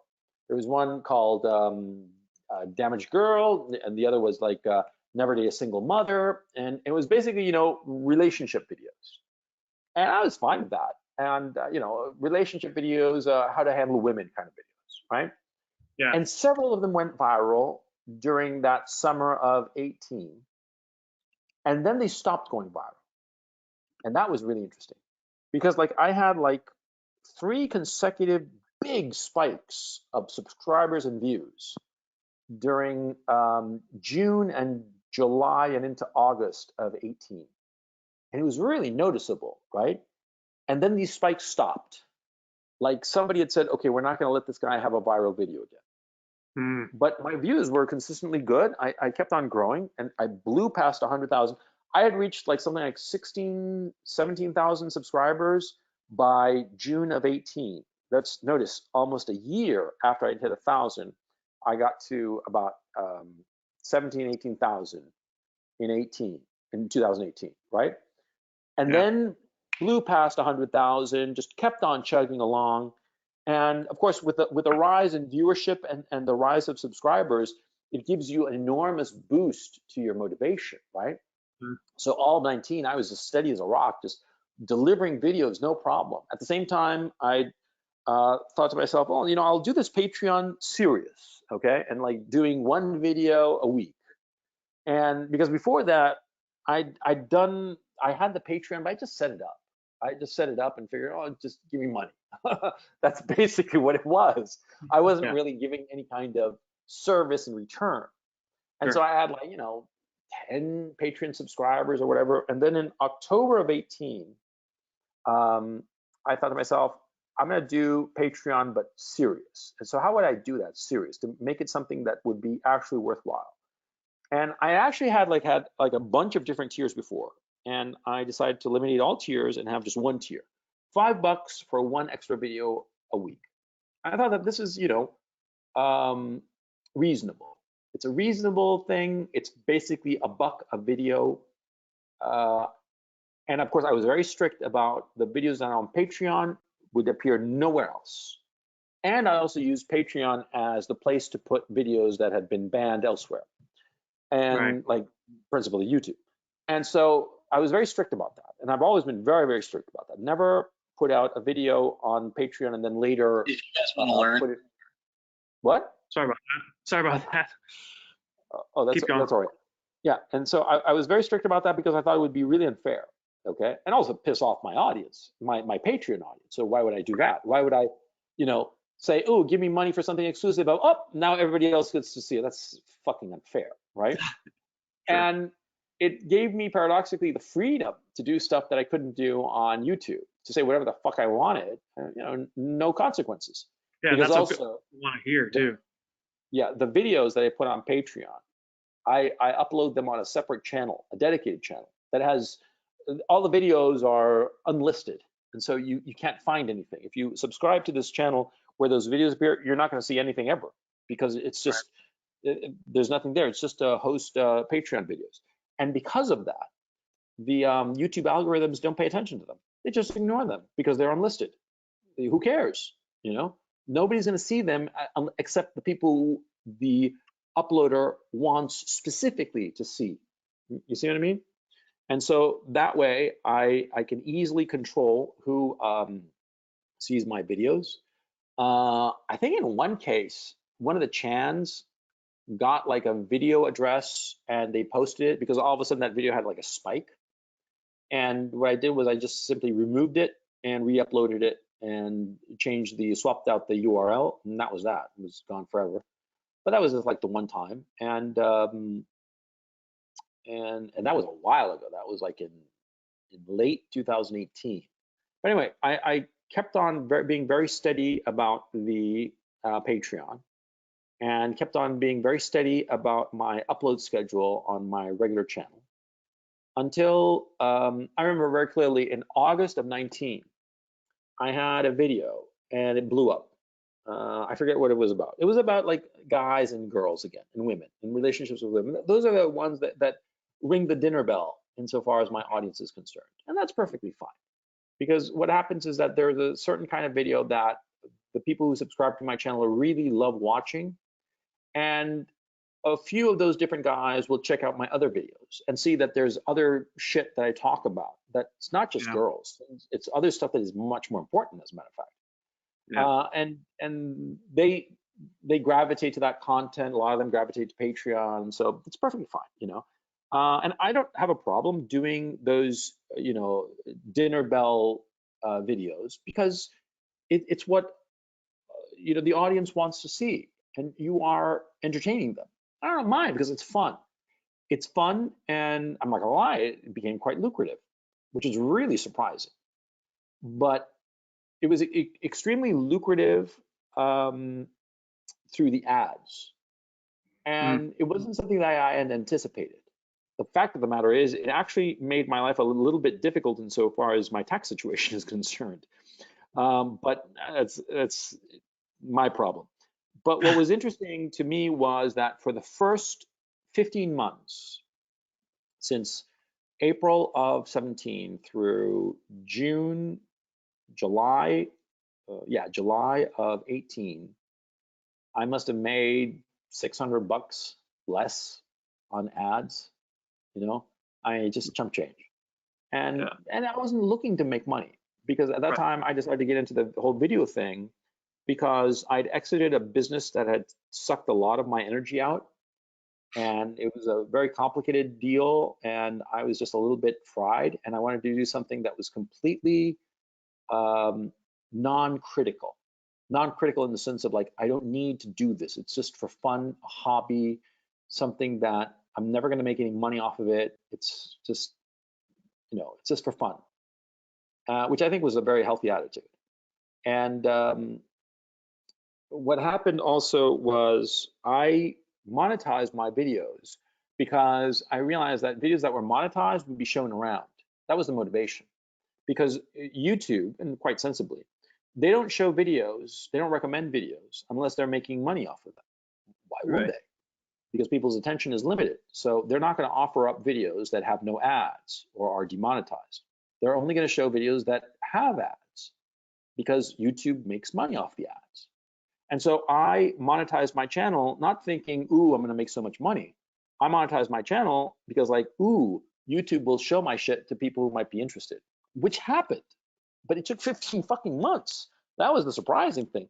Because what had happened to me was after my channel started growing and it was on its way, I think by the end of 2017, I was thinking to myself, this is as good as it's going to get. This is my ceiling insofar as a YouTube career is concerned.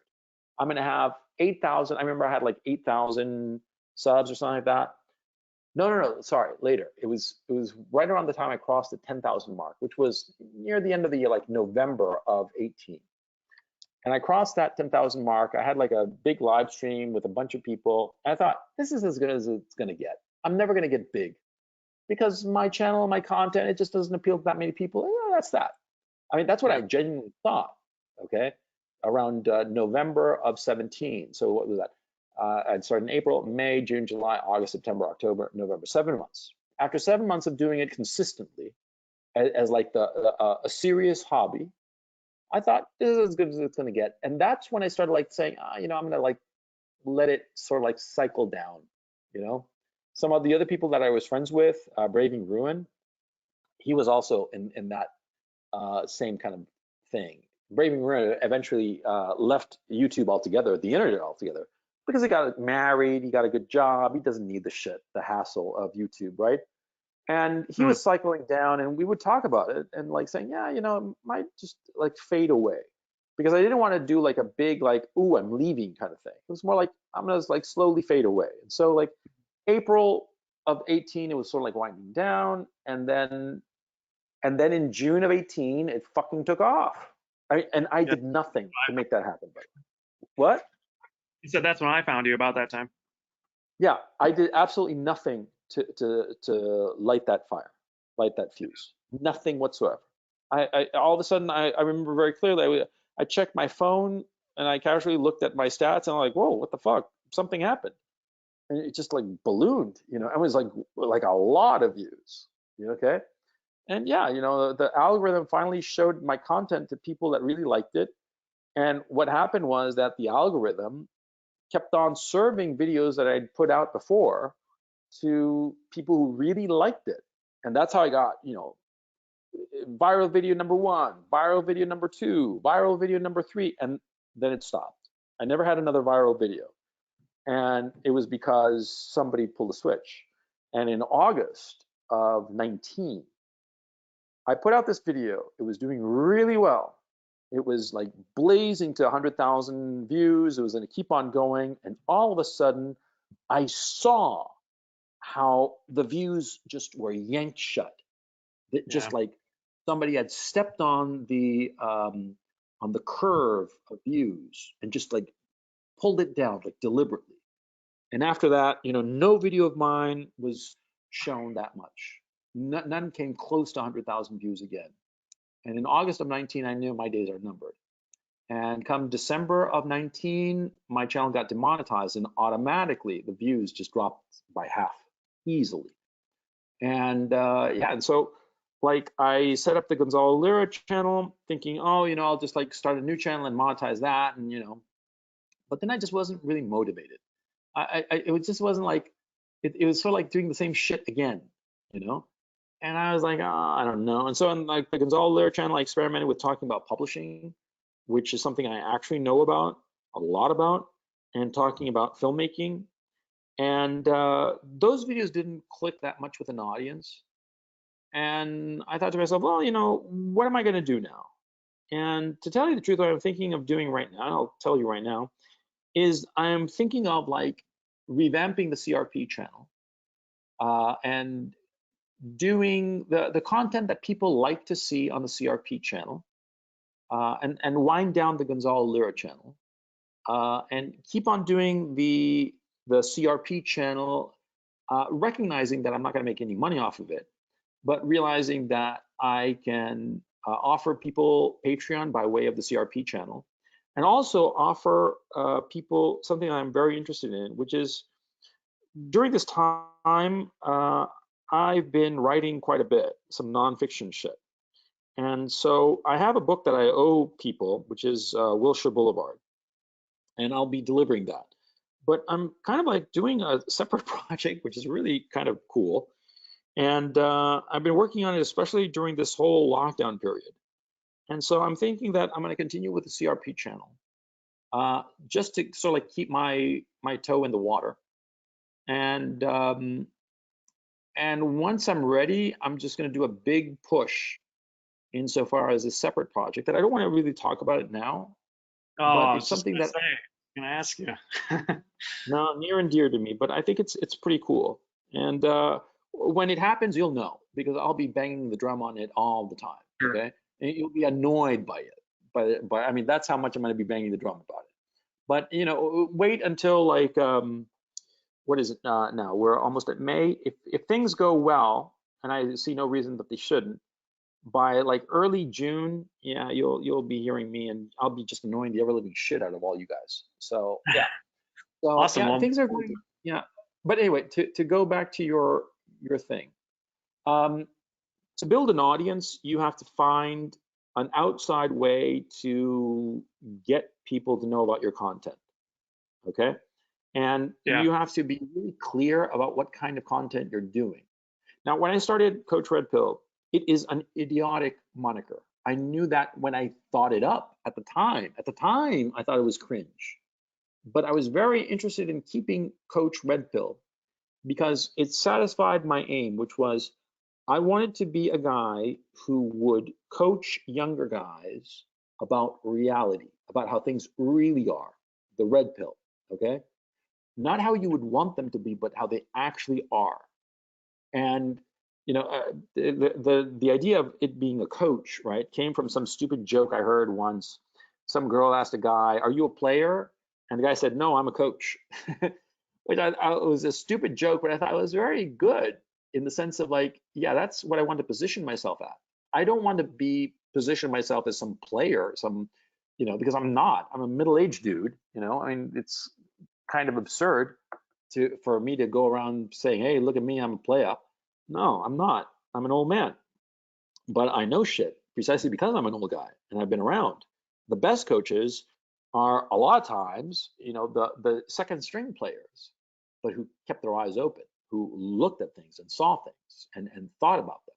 Okay, I was always thinking of Phil Jackson. Phil Jackson was an okay basketball player, but a great coach because he knew the game from the inside as a player, but he had also applied a thoughtfulness and intelligence to playing and coaching. That's why he was a great coach. And so I was thinking along those lines and came up with the red pill because, the red pill blue pill thing. So my suggestion is you come up with a name that very clearly stamps what you're aiming for, not necessarily in the heads of the people watching, but in your head. Because whenever I thought to myself, oh, I'm Coach Red Pill doing a video for Coach Red Pill, I thought I would instantly and repeatedly be reminded of what the goal of the channel was. What was the goal of right. the content? I'm not Yeah, going to be like a telling company. them about my feelings and shit like that. I'm not going to be telling them about, I'm going to tell them practical advice. Mm, That's the key. Okay. So gotcha. people talk about branding, but they talk about branding in a very superficial sense because they say, oh, you have to have a strong brand. Yeah, but what does that mean? Does that mean a name that everybody remembers? No, it's a name that just hearing the name, it reminds you or makes you think of what that thing that they are delivering actually is. Okay. It's not just being popular. It's that the name or the brand uh, uh, focuses people's attention as to what you are delivering. Coach Red Yeah. Pill, cringy as it may be, reminds you of that. See? Yeah. So yeah, and okay, so there's the issue of building an audience. A lot of times, YouTubers will um, get some help from a bigger YouTuber. That's the easiest way. Um, and every bigger YouTuber knows this, and it's kind of like you don't want to do it, okay? Unless the guy is really good, because most content creators, they're kind of shitty, okay? I've also noticed that the content creators who tend to succeed, they are stick with it guys, okay? Stick with it in the sense of like they stick with it. They are consistent and they are monomaniacal in getting the video just like they like it. It might not be like great quality, but they have a vision for it. They want a video that comes out this way, okay? Like for instance, Six Hexane Hammer. He does his videos and they're all identical, but that's what he likes. That works for him. No cuts, he just rants for 10, 20 minutes or however long his videos are. That works for him, you know, and that's his form. Other guys do other shit like Black Pigeon Speaks. He does these beautifully produced videos with all kinds of visual effects and stuff like that. Really beautiful, right? That's Yeah. his thing. But everybody has their look, their vibe or whatever. And all the successful ones are obsessive about getting that look, that vibe, just the way they like it, not somebody else.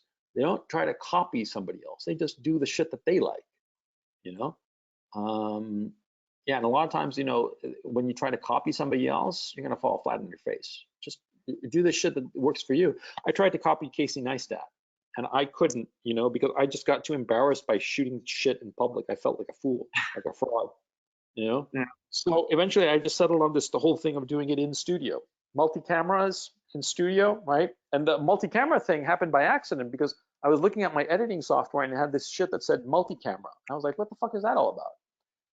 And trying to figure it out, I realized, oh, you can like record, you know, two cameras and like switch between them. That's pretty cool.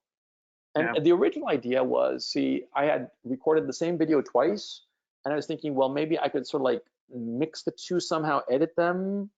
And I was thinking that I didn't know what the fuck multicam was. And so by trial and error, you know, at one point I did like 10 cameras at the same time, just to see how it would come out, you know. And little by little, yeah, I started like getting good at that shit. And some of the videos I did, like especially in 17, were wildly experimental, with a lot of time taken up in the editing because then I had more time.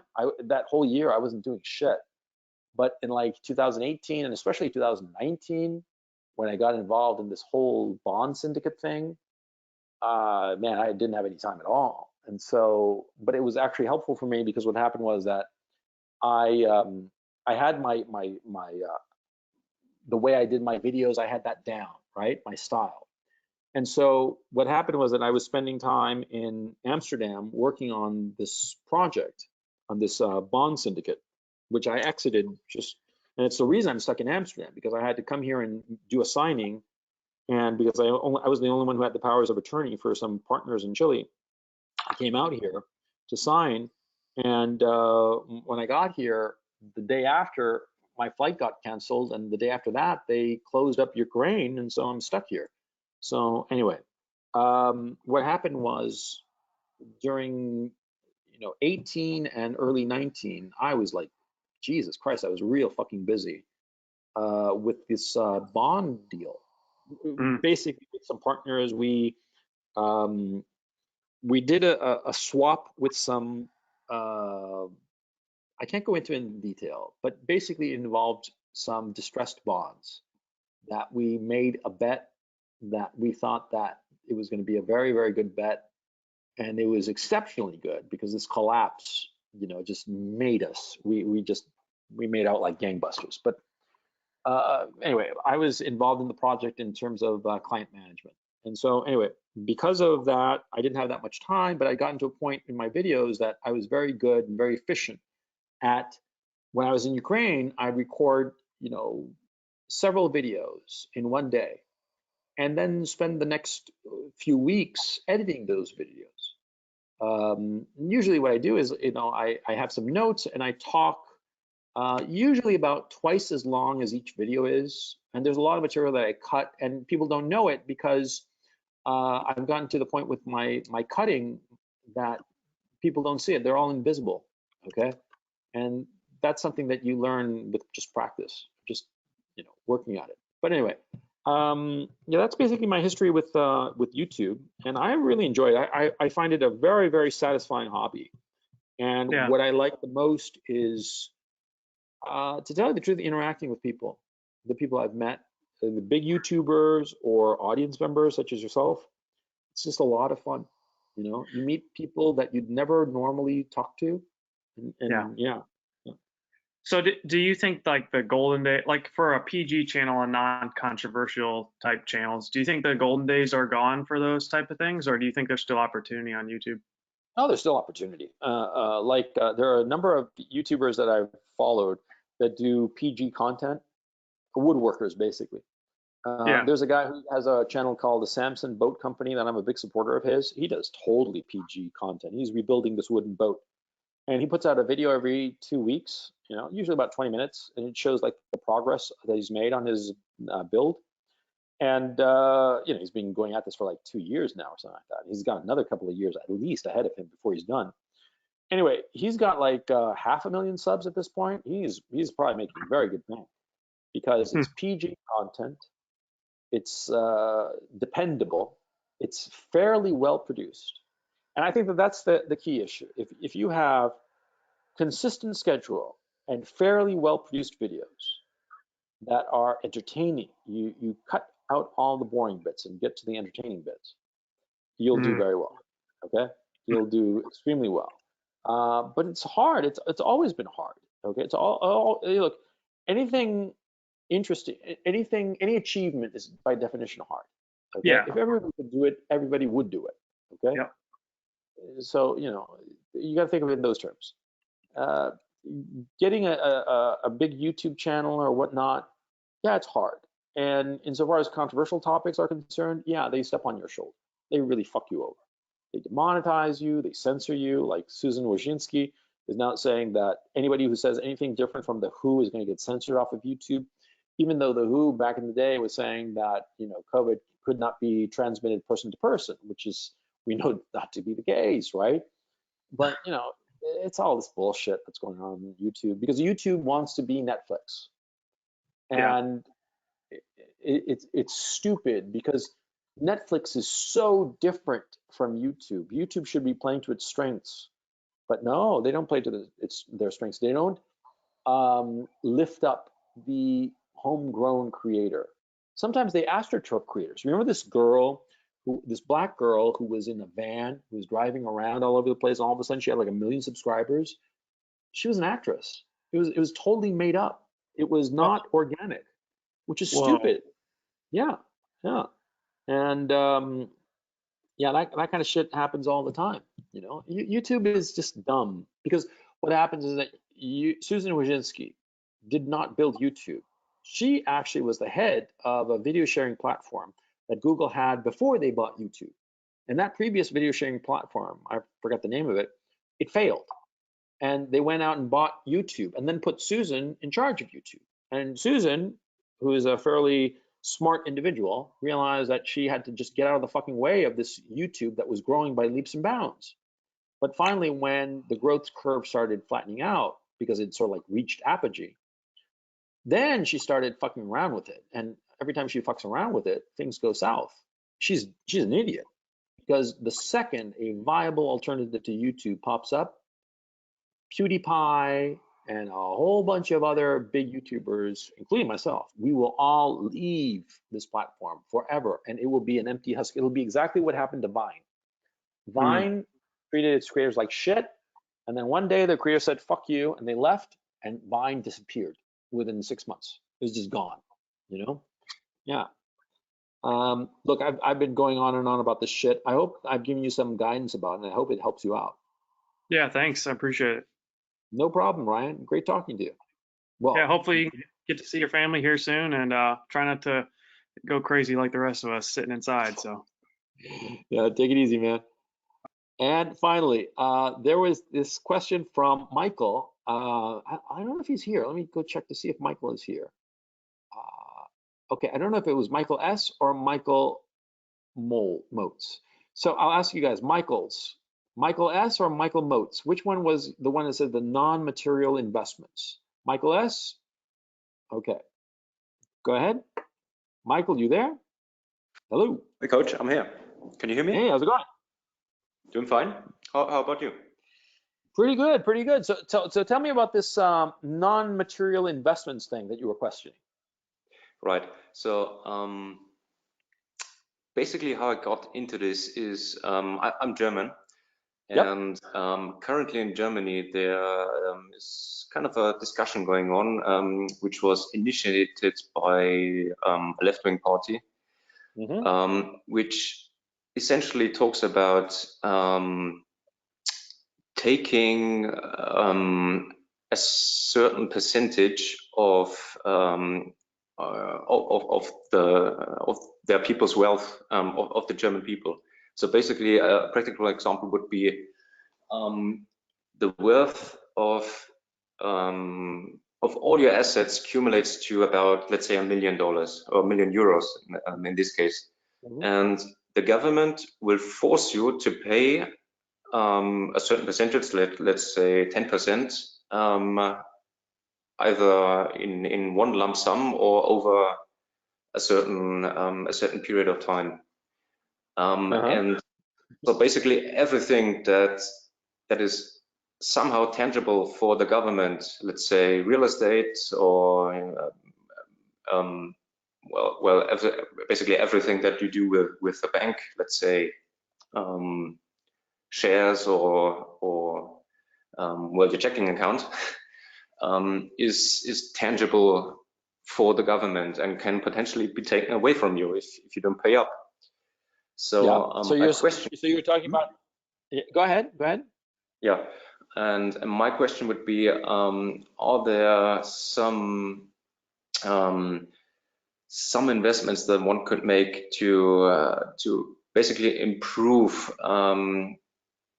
permanently improve your own life and gain assets that cannot be taken away from you?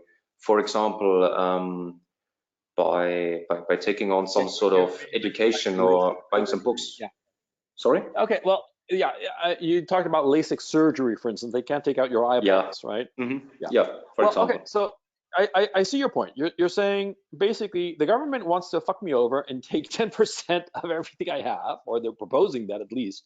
I don't know if they haven't implemented this, I take it. No, not yet. Not yet. Yeah, exactly. That's the key word, yet. It's a discussion, but yeah, and they want to implement this policy of basically wealth taxation of everybody, has €1 million or more, or who knows what, and take 10% of it, because fucking leftists, they always want somebody else's money. They never want to go out and earn it for themselves, right? Okay, right. So you're talking about how to make non-material investments. Well, what you're actually talking about is called capital improvements. Okay. Capital improvements is basically taking whatever capital you have and improving it. Okay. Now, of course, the ultimate capital that you have is your own body. That's when we all start out with. And so you're talking about, improving your capital, spending money on yourself so as to improve yourself. Let's say in a non-plastic surgery kind of way, right? We don't want to wind up like that lion lady or whatever, right? Right. Okay. So that would mean basically spending money to improve your brain, right? Now, spending money to improve your brain, how do you improve your brain? By way of education and by way of experience, right? Right. Either way you look at it, okay, a capital improvement is something that you certainly want to implement in whatever capital you happen to own, but of course it's an expense, okay? Does it add value to the capital? Yes, but it's not a one-to-one situation. The dollar spent does not increase the value of the capital, of the underlying capital, by $1 necessarily. Could be more or could be less. Okay. To give a very simple example, you own a house. The house is worth $100,000, right? You need to re-roof the house. Re-roofing that house costs $2,000. Is now the house worth $102,000? No, it's still worth $100,000. It was really an expense, even though it was a capital improvement. You see what I mean? Whereas, for instance, I'm making something up. You have a car and it has one engine, and you decide to put a second engine, for $20,000. But all of a sudden, the new car with the two engines, you can sell it for $50,000 more than you bought it.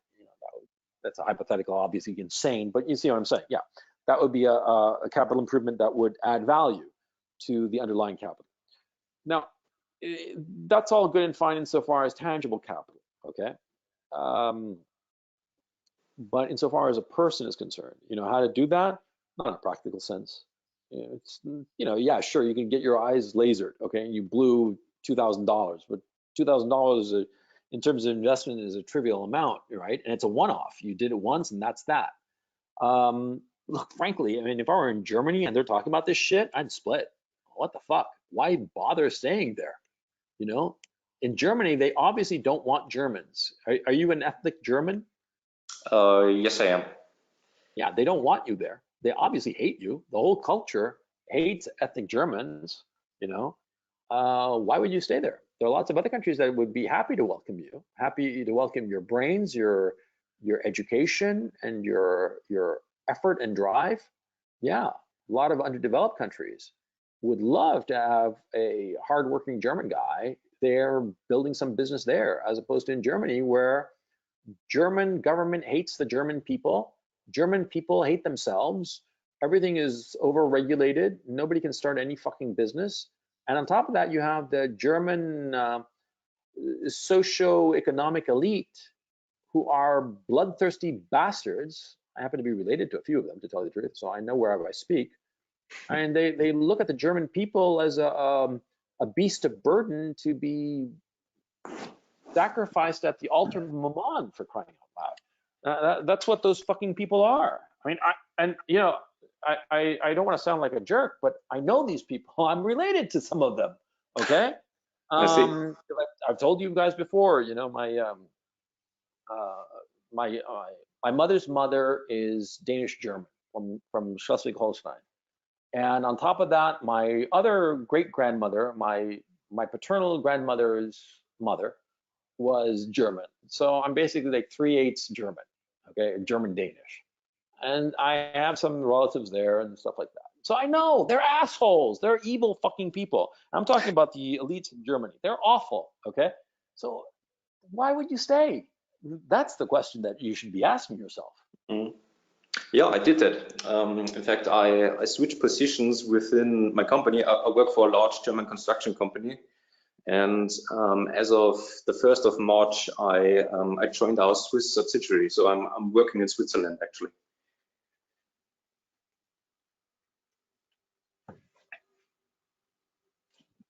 Can you hear me? Hello? Hello, can you hear me? Hello? Yeah, now I can hear you. I'm sorry. Yeah, I can hear you now. What did you say? What was the last part you said? Oh, sorry. Yeah, I'm with you on this. In fact, I changed jobs in early March. I work for a large German construction company, and I switched positions within my company, and I joined the Swiss division. So I'm basically working in Switzerland now. I like the Swiss. I go there just about every year on business and pleasure, and I like the Swiss. They're hard-headed people, and they don't fuck around.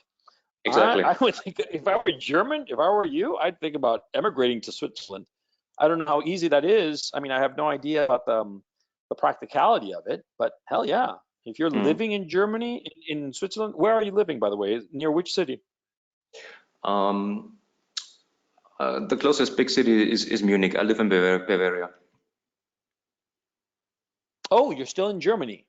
Yes, I am. Yeah, I'm living in Germany and I work in Switzerland. Oh, I see. Well, think about moving to Switzerland. Huh? That would be an idea. Sure just would. an idea, Because I mean, let me ask you something, Michael. Do you really like the country of your birth? Do people treat you well there? Well, it depends on the people. I mean, the area in which I'm around it's beautiful, and it's a very low cost of living. But you know, the overlying structures are a bit are not quite enjoyable. Yeah, I follow a channel, Red Pill Germany. He's a great guy. You know, he's German, obviously, Red Pill Germany, and yeah, he's just saddened by his country, and that's the thing, because it seems like a degree of self-hatred that is incredible. It's just off the charts, and it just seems so sad, and so that's why I was making the suggestion. Yeah, but anyway, thanks very much for your question. It was really interesting. Yeah, and let me hit the final topic, which was, is Kim Jong-un dead? Long live Kim Yo-jong. I have to read that as I say it to you. Kim Yo-jong is this evil looking little woman, and she's like 31 years old.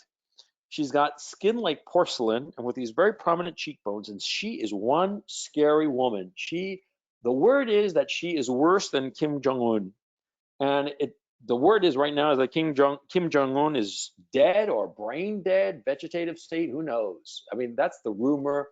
Nobody knows for sure. You know, this is a guy who once used a howitzer to execute his uncle. Okay. I mean, get a load of that. You know, you have some uncle of yours, maybe you don't like him too much, right? Imagine yourself like saying, hey, you know, I'm going to execute this uncle I don't like very much with a fucking howitzer. Yeah, I'm going to have some army people aim this gigantic gun where the shells are like, I don't know, 8 inches in diameter, right? These steel shells, 8 inches in diameter and maybe 1.5 feet long, and shoot that motherfucker with that howitzer. I mean, that's what the fucker did. He's crazy, crazy, you know? I mean, like big time crazy. And his sister apparently is crazier than him, okay? I mean, just like an evil woman. So, man, I don't know what the fuck is going on over there. Nobody fucking knows, and it's just gonna be fucking fun. Anyway, everybody's hands down. Final round of questions, because I think I've exceeded the patience of you, my dear audience. So is there any question here, or anybody wants to ask anything? Raise your hand now.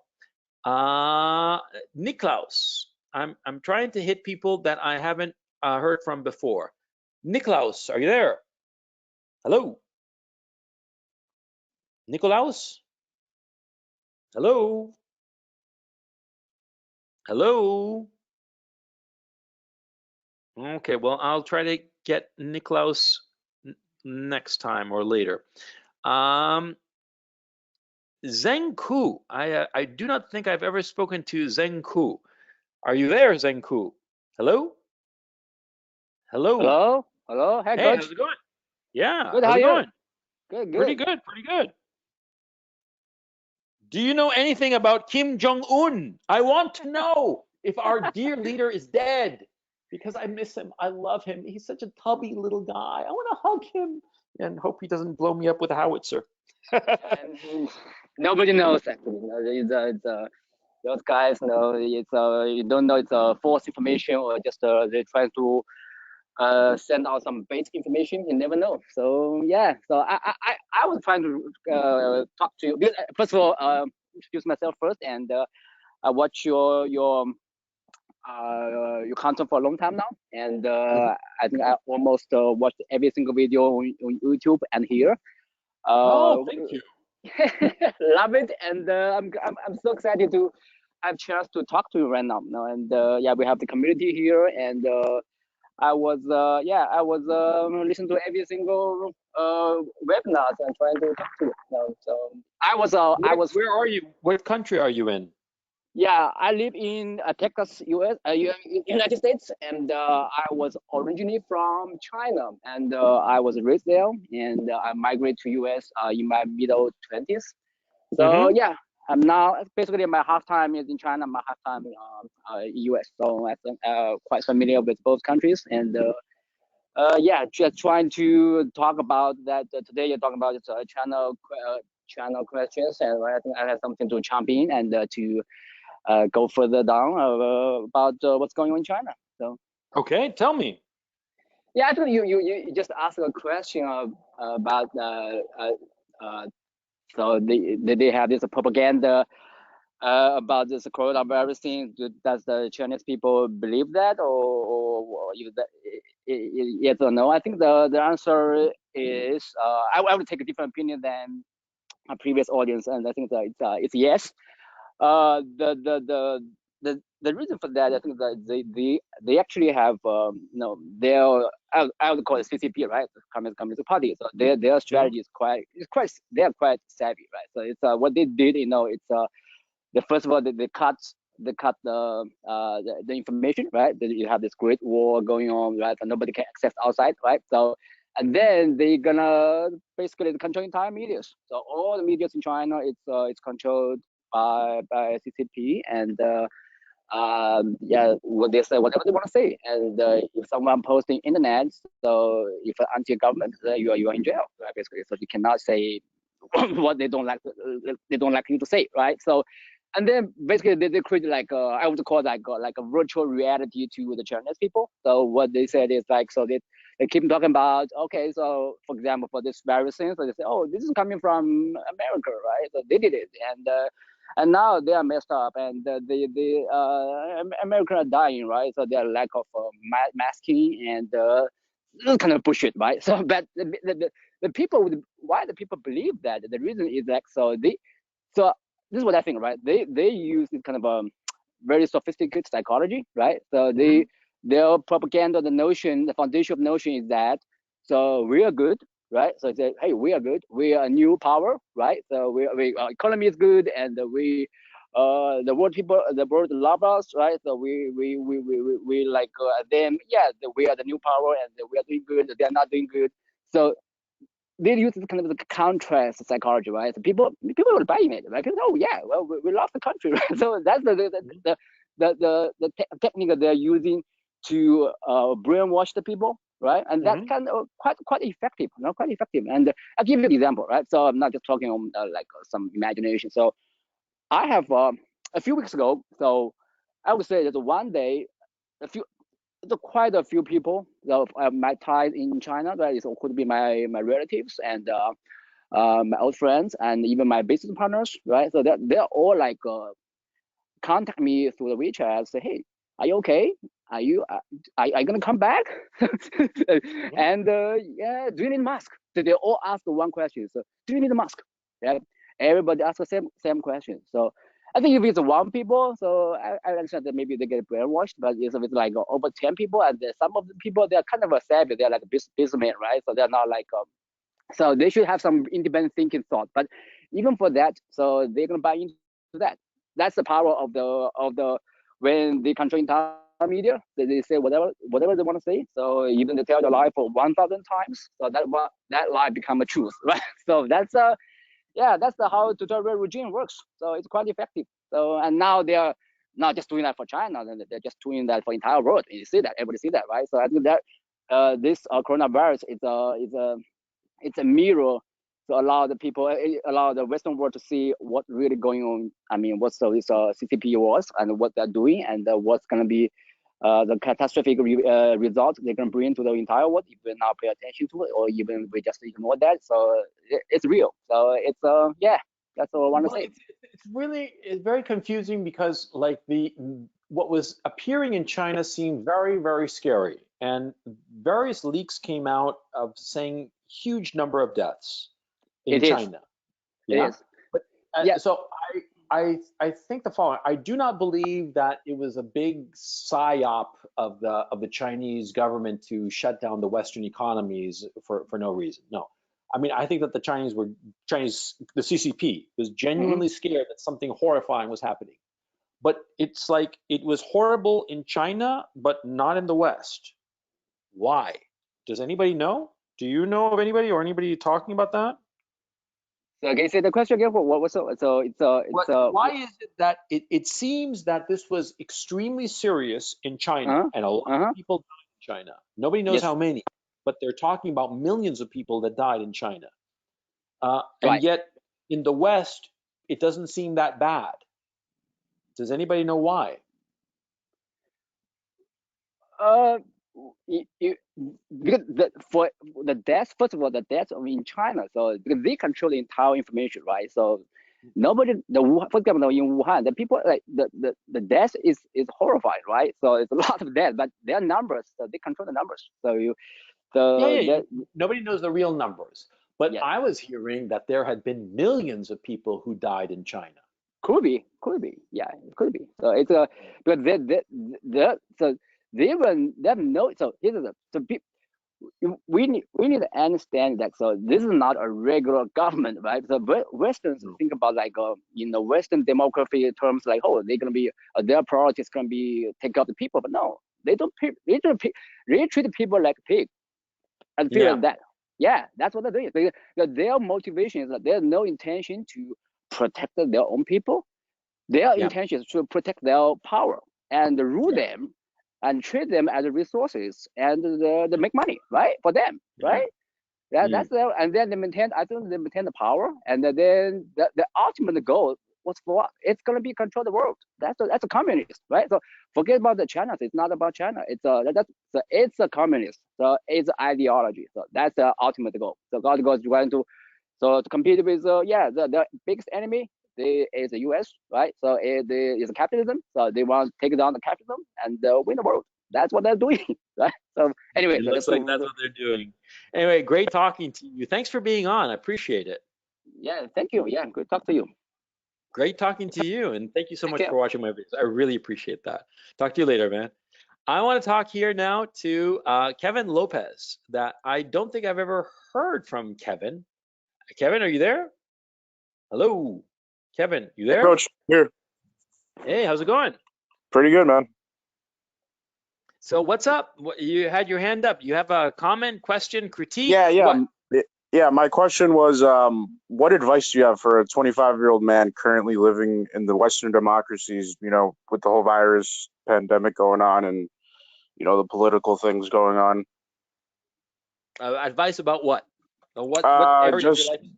Just how to maneuver yourself in the new world. Well, look, you're 25, right? So you don't have much to lose. But what you should be aiming for is to gain experience, okay? And so, look, when you're 25, and this goes to everybody who's in their early, mid-20s, even late 20s, see, you always say yes to any opportunity. Anything comes your way that you think is cool, chase it, okay? Doesn't matter what it is. And don't worry about failing at it, okay? Because assume that whatever you get involved in, it'll probably fail, okay? But what you want is the experience. You want to have a track record, not have a track record, gain experience, okay? Yep. Because one of the terrible things of guys who go to college, go to the right college, a good college, and then go to the right job, you have to be I'll unmute you in a second, Kev. What happens is a lot of kids, they go to college, they go to whatever college, they get some job, and they don't experience life, the ups and downs of it. And they have the steady job, and that's great, some corporate job or whatever, but they don't get any experience. And see, experience, what is it? It's mistakes that you make or mistakes that you watch other people make. And what happens a lot of times is that, see, the mistakes that you make or somebody else makes, the lessons that you learn can be applied in everything in life. You fuck up insofar as some sales pitch, for instance, and later you're in your hotel room thinking about it, how you fucked up the sales pitch, and you realize that you did this, that, and the other wrong, and you can apply that not only to other sales pitches, but also to handling girls, say, and making sure that you get a sale, quote unquote, with a girl. Or you can apply you can apply things from one area of your life to another. And the only way to be able to do that is to have enough experiences, okay? So you're 25, go out there and do whatever crosses your path, okay? Here, I'm unmuting you, Kevin. Are you there? Yep, still here. Okay, so does this help you out, or do you have anything else? No, that was my question, and I've been a long time viewer, so I just joined up on your Patreon, so it's nice to see this new content. Thank you so much. I really very much appreciate it. I hope I'm giving you your money's worth. Oh yeah, hell yeah, man. Yeah, because that's the most important thing as far as I'm concerned. Giving people their money's worth. And that's why I've been like so strict about like the Patreon videos. One a week, and people feel like, yes, this is money well worth spent. Yeah, I was actually a longtime follower of the CRP channel, and once you got demonetized, I was like, fucking A, like this is gonna, I was really enjoying the content, so I just figured I'd join up on here. Thanks. Thank you so much, Kevin. Okay, so I'm gonna leave you be, and I'm gonna do 2 more questions before I call it a webinar. Raise your hand if you got anything that you want to ask. Sebastian Mendo, I see you guys, Mr. Blue and what you call it, and Patrick. I just want to give people who haven't asked a question an opportunity. Sebastian, are you there? How you doing, Coach? Pretty good. Yourself? I'm doing amazing, man. Here in Peru, chilling. There's sun. Hey, yeah, didn't I talk to you before? Yes, I'm the Peruvian okay, well, guy. Yeah. I'm not gonna like unmute you. That would be like the ultimate. But I'm trying to get like new people. So hit me. What's up with you, man? How are things going? Oh yeah. It's a really quick question. It's just a recommendation. Have you checked? Have you tried out library.tv before? Yeah, I've seen it. I sort of like downloaded it. I didn't find it very intuitive or very interesting, and sort of like didn't pay attention to it. I know that it's supposed to be like the new thing, but I just haven't paid attention to it. It just doesn't like grab me, That's my problem with it. Oh, I see. Okay, because I work in the tech field, and from what I'm seeing so far is that library is going to get a huge push in like usage, especially with like how like Susumski is so against like censorship and freedom of speech. And I don't know, it would be really interesting to see some of your content there. Where do you work in tech? Or not a specific company, but what area? What's your specialty? I do UX design. Okay, I have no idea what that is. Oh, okay. Yeah, it's basically like designing apps and like designing the experiences of apps so that like it's like it fits with like business and it's like easier for like people to develop. Yeah. So library is like the video sharing platform of the future. Is that basically what you're saying? Basically, yes. Just because it's like as I see it, I think that like freedom of speech will be like the biggest trend in the future of tech. And companies like Facebook and Google, who basically do not care about freedom of speech, will eventually die because of that. That's at least my take on it. Yeah. Okay, look, I'm gonna look at the library this week and take it seriously and see what can be done with it. Yeah. Okay. Sounds good. You're like I promised to give you guys a report next week on my experience with library. How's that? Sounds perfect. Okay, Sebastian, great talking to you, man. All the best. Sounds good. Thank you, Coach. And Tyler M, who has somehow he's got like two. He's like a double there. Oh Tyler, yeah, sorry. Can you hear me? Yeah, I can hear you fine. What's up, man? Oh yeah, not much. Sorry, I was like going out on a walk earlier while I was listening to you. So what's up? Yeah, I have a few questions. Well, first I just want to say I actually grew up like 15 minutes away from Cushing. It was really interesting listening to it, but yeah. Yeah, Cushing, Oklahoma. Look, I'm not gonna lie, I had no idea about this shit until this week, I mean, I had to like do a little research to find out about Cushing and its capacity and such, because I'm just not into commodities futures. It's just not a business class that I deal with, and I figure that, don't stick your nose in things that you don't really know that much about, right? Right. So, But tell me. I got a couple quick questions here, and the first thing I want to say is I really liked your old in-depth videos, the one about like life budgeting and budgeting in general. Do you think you'll ever do anything like that again? Yeah, I think I will, because people seem to really enjoy those. I think I'll like do a redux of budgeting video or something along the lines. I don't know quite what, but I'm because in fact I'm stuck here in Amsterdam so goddamn long that I went and bought a new camera, and I'm gonna start recording videos here because I have an inventory of videos I recorded before I came here, but I'm running out of those videos. And Right. so I'm going to start recording videos now here in Amsterdam. And yeah, yeah. So I'll do something along those lines. I don't know when. I can't promise you a date. It's not like library. Right. Library, I'm going to check it out, and by next Sunday, I'll give you guys a report. But doing those videos, I don't know exactly because I just have to straighten myself out and figure out that. What else do you have in mind? Uh, like the thing I really liked about those videos is how you kind of laid everything out in a spreadsheet and went like really in detail about every piece about it, and I found it extremely informative personally. Yeah, because spreadsheets are a great way to organize shit, Right. not just for budgets, but for everything. You just put everything in one little cell, and you sort of like examine just that little cell. And it's such an easy way to organize information. Yeah, I've been into spreadsheets for years, and I learned them from my dad when there were these AMPads. AMPads were like these pads of paper, but they were all like notepads. They were all laid out because this is before there were computer spreadsheets. This is the 70s, right? Hmm. And so you had to fill out everything with a pencil. Yeah, you fill it with a pencil so you could erase it and fix it, right? And you had to do all the math by hand. I mean, each individual cell, right? But it taught me so much. And to use the cells not just for numbers, but also for information. And from there, you move into Gantt schemes, the Gantt charts.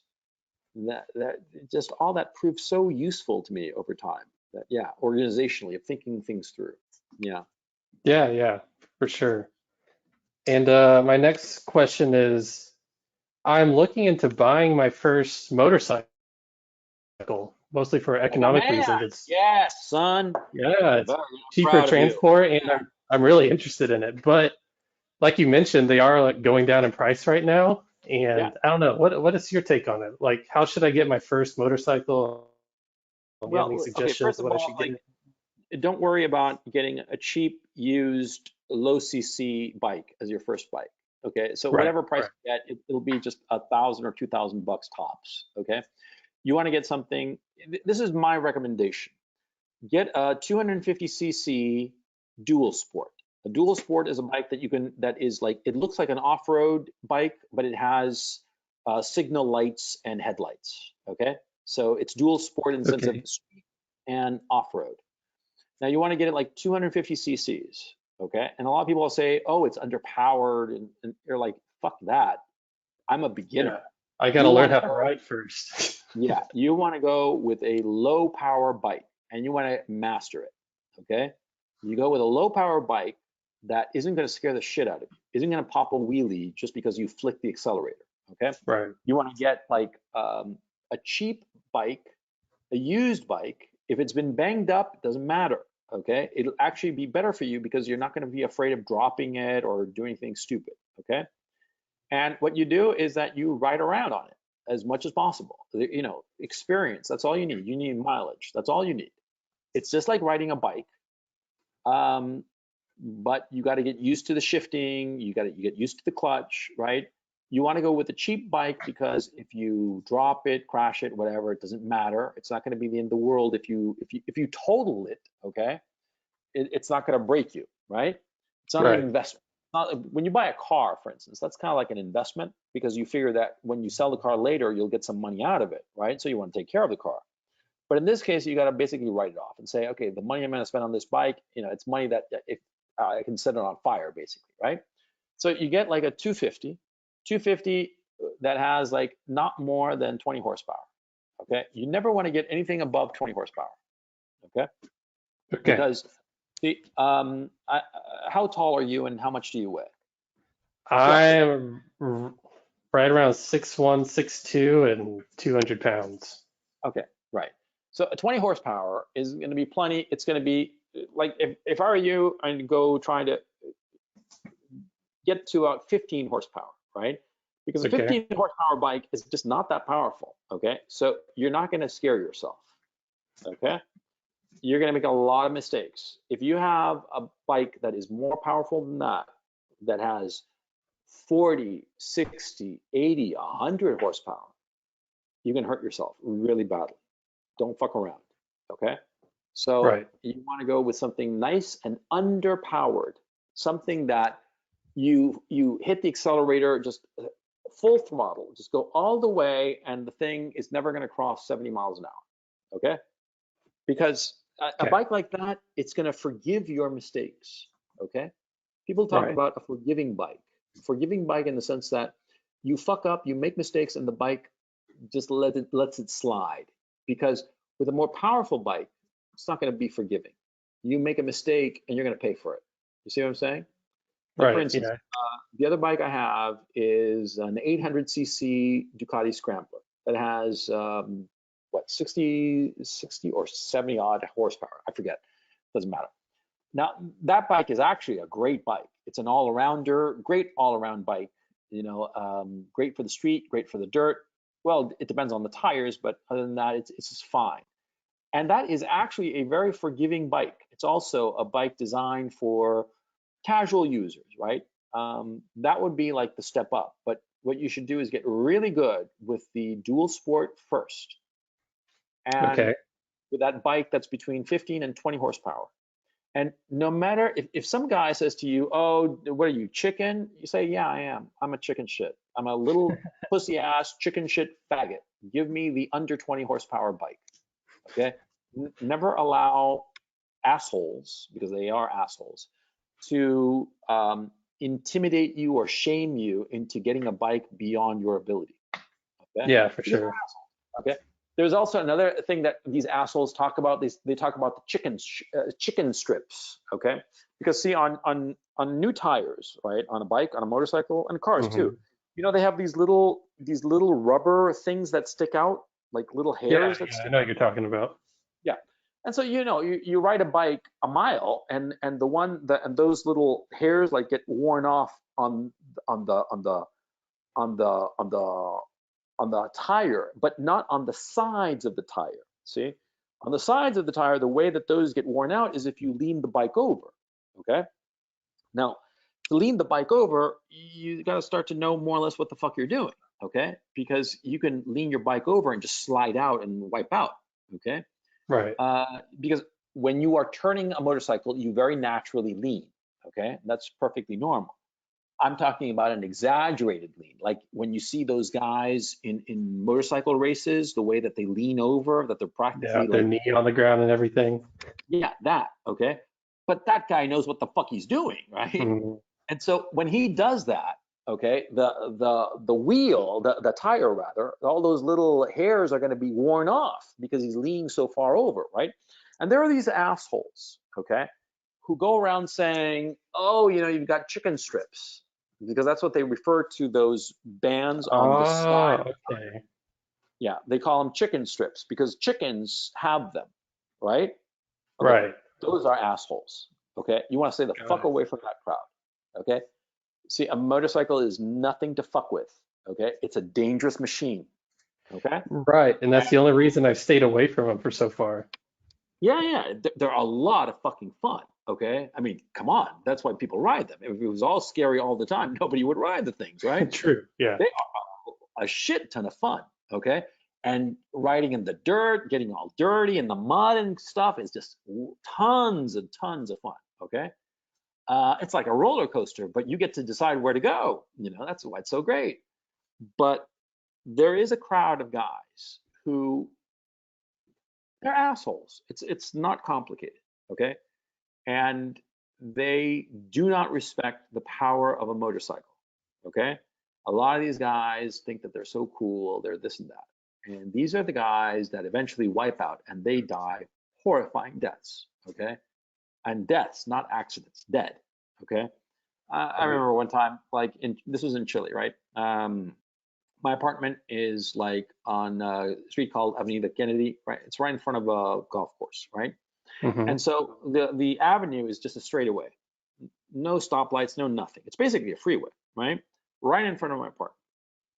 And just about every week or two, there'd be some guy on a motorcycle, you know, on like a crotch rocket, going way too fucking fast, and he'd wipe out. And there was this one time, it was a horrifying thing. This guy wiped out, he lost control. He was going like a fucking bullet, right? He lost control, got flipped off the motorcycle. You know, his body spinning in the air. And he hit a lamppost. The lamppost that was like right, you know, dividing the lanes, one lane going east and one going west, right? There was a lamppost in the middle, right? And there was a guardrail, I mean, a concrete barrier between the two, but, you know, there was periodically every 20 yards or so, there was a lamppost, right? That would illuminate both sides. And he hit that lamppost, like, and it literally chopped him in two. Okay, he was going that fast. Yeah, and it hit him like right in the liver, basically. And you know, his legs and hips went one way, and his torso and head and arms went another. Dead. Then let's hope that he was quick. Okay, because you know it's fucking horrifying. Right. And that happens all the fucking time with these assholes who talk about chicken strips, who talk about don't be a pussy, get a 100 horsepower motorcycle. Those guys. You want to stay away from them. Just away from them, and just, I'm sorry for being so emphatic about this. I know it's kind of tedious, but I've noticed that a lot of sensible guys get talked into doing stupid shit by assholes like this, okay? And it always makes me nervous. And you, Tyler, you seem like a sensible guy. So that's why I'm emphasizing it so much, you know? Yeah, no, I appreciate it. Yeah, yeah. What kind of writing do you want to do, by the way? I mean, honestly, I just saw it like I'm just generally interested. I saw it as an easy way to save money, and because right now I'm paying, you know, more than I'd like to on insurance for my car and stuff, and more than I'd like to on gas. Well, I guess gas isn't expensive anymore, but I just thought it was a good way to save money, and I was interested in riding the bikes just like to and back from work and around town and stuff. Yeah, it's a lot of fun. You'll really enjoy it. Yeah. Yeah. Tell me how it goes, man. Yeah. Yeah, Like I we'll said, do. get like something between 15 and 20 horsepower. Don't get All right. talked into anything more than that. Okay. I mean, tops 25 horsepower, but like Okay. keep it nice and underpowered so that you can control it and not the other way around. Okay. Yeah, appreciate it. Tyler, great talking to you, man. Good luck. Yeah, you too. Thanks. Thanks. And let me see. Oh,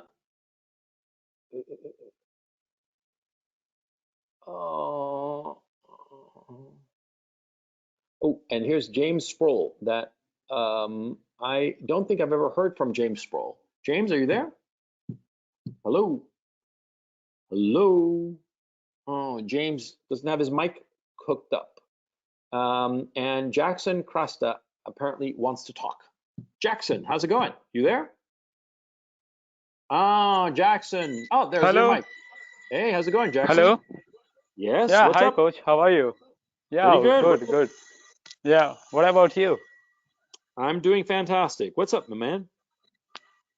Yeah, I was just listening to this podcast and a lot of other videos. So I just have this quick question. Hello? Yeah, I'm right here. What's up? Hello. Yes. Yeah. So my question is, I'm more like an introvert guy. I'm not an extrovert. I don't go out. I just sit inside. So during this time, during the quarantine, I actually am enjoying the thing. So how can I be an extrovert? Is there any chance of me being the extrovert, going out, exploring the world? Because I haven't been to a lot of places. So Well, what you have to do is just decide to. how can I, make that transition, that change from being introvert to an extrovert? Okay, So this can is you this get is that? the Because way. I just don't like that being among the people. I mean, but I just want to go with it. I just want to move with it. So how can Yeah, I? I'm going to tell you. Let me tell you, man. This is what Okay. you have. Find an extrovert, a person that is extroverted, Uh-huh. who you Okay. like, who you think you'd like to be like that guy, and start copying him. Okay. Simple as that. And what you do is Okay. that when you are in a situation with people, Mm-hmm. go up to them and offer your hand and shake their hands and say, "Hi, I'm Jackson," and just start trying to talk to them. And at first, you're going to come across as foolish and awkward. but you have to pay attention to Yes. what you are doing and watch the reaction of the people. Observe their reaction to you and learn. Mm-hmm. Trial and error. It's not complicated, okay? And what you always want to be doing is be in a situation where other people want you to talk to them about something that you know and that they are interested in, okay? One of the best All things right. that ever happened to me was when I was young, I taught English as a second language. I was like 19. And I taught it as a second Mm-hmm. language to adults, okay? And they were very interested in the topic. And so because of it, and also, of course, I knew a great deal about English, English literature, English grammar, everything about English. And so they would ask me questions and they were interested in what I had to say about it. And so I would talk to them. And so because of this, this gave me a sense of how to be more extroverted, how to be successfully more extroverted. Because you don't want to be an extrovert Okay. who's like a jerk. You want to be an effective extrovert. You see what I'm saying? So Yeah, yeah, I got you. And find, study a guy who is extroverted, who you would like to be like, number one. mm-hmm. And Mm-hmm. second, practice. Practice makes perfect in everything. Okay. Yeah. Yeah. So yeah, one more thing I want to ask is that Sure. it's kind of a weird thing, but it's true. So the thing is that I actually like to be alone. I enjoy my time by being alone. I don't actually go out and get socialized a lot. Uh-huh. So is it a fault within me? I mean, is it a problem? Is No, it that something which is going to, okay. no, So, it's not a fault of yours. but so now what happens is that when I go out and speak to the people, a lot of the time the things don't go very well. You How old are know, you? when How old are I, you? Jackson, sorry, how I old didn't are you? get pardon. How old are I'm you? 24. I'm You're 24. 24. Okay. I'm 24. So you go So out, things don't go well. yeah, things don't go well. In the sense, I kind of turn out to be a stupid guy. Most of the time, it has happened. So I just avoid. A lot of the time, I just avoid people, and I just be on my own. Okay, that's a So, mistake. but That's a mistake. And let me explain why. See, because you are failing at something. And rather than trying again and perhaps failing again, you're avoiding it. mhm. And so by avoiding it, Yeah. you are failing to get good at it. See? So what you have to do is force yourself to try again. Okay? Because there's nothing wrong with liking to be alone. I personally enjoy being alone. I don't have a problem with it at all. I enjoy it very much. I can entertain myself. I like to read. I like to write. I like to just think about stuff. I don't have to, Well, I yeah, can yeah, be true. in Yeah, a yeah, room exactly. alone with no pen, no paper, and no book, and just sitting there, no TV, no cell phone, nothing, in a room with nothing, and I can entertain myself for hours, no problem. Some people can't. Mhm. There's nothing wrong with that, okay? But what is Yeah. wrong, if you fail at an interaction, a social interaction, then don't use Mhm. that failure as an excuse to not try again. If you fail at a social interaction, what you have to do is repeat, try it again, and learn from the mistakes. Learn, observe what you did before, observe what other people reacted to what you did, and try to figure out where you made the mistake. Think of it like you're a Mhm. scientist.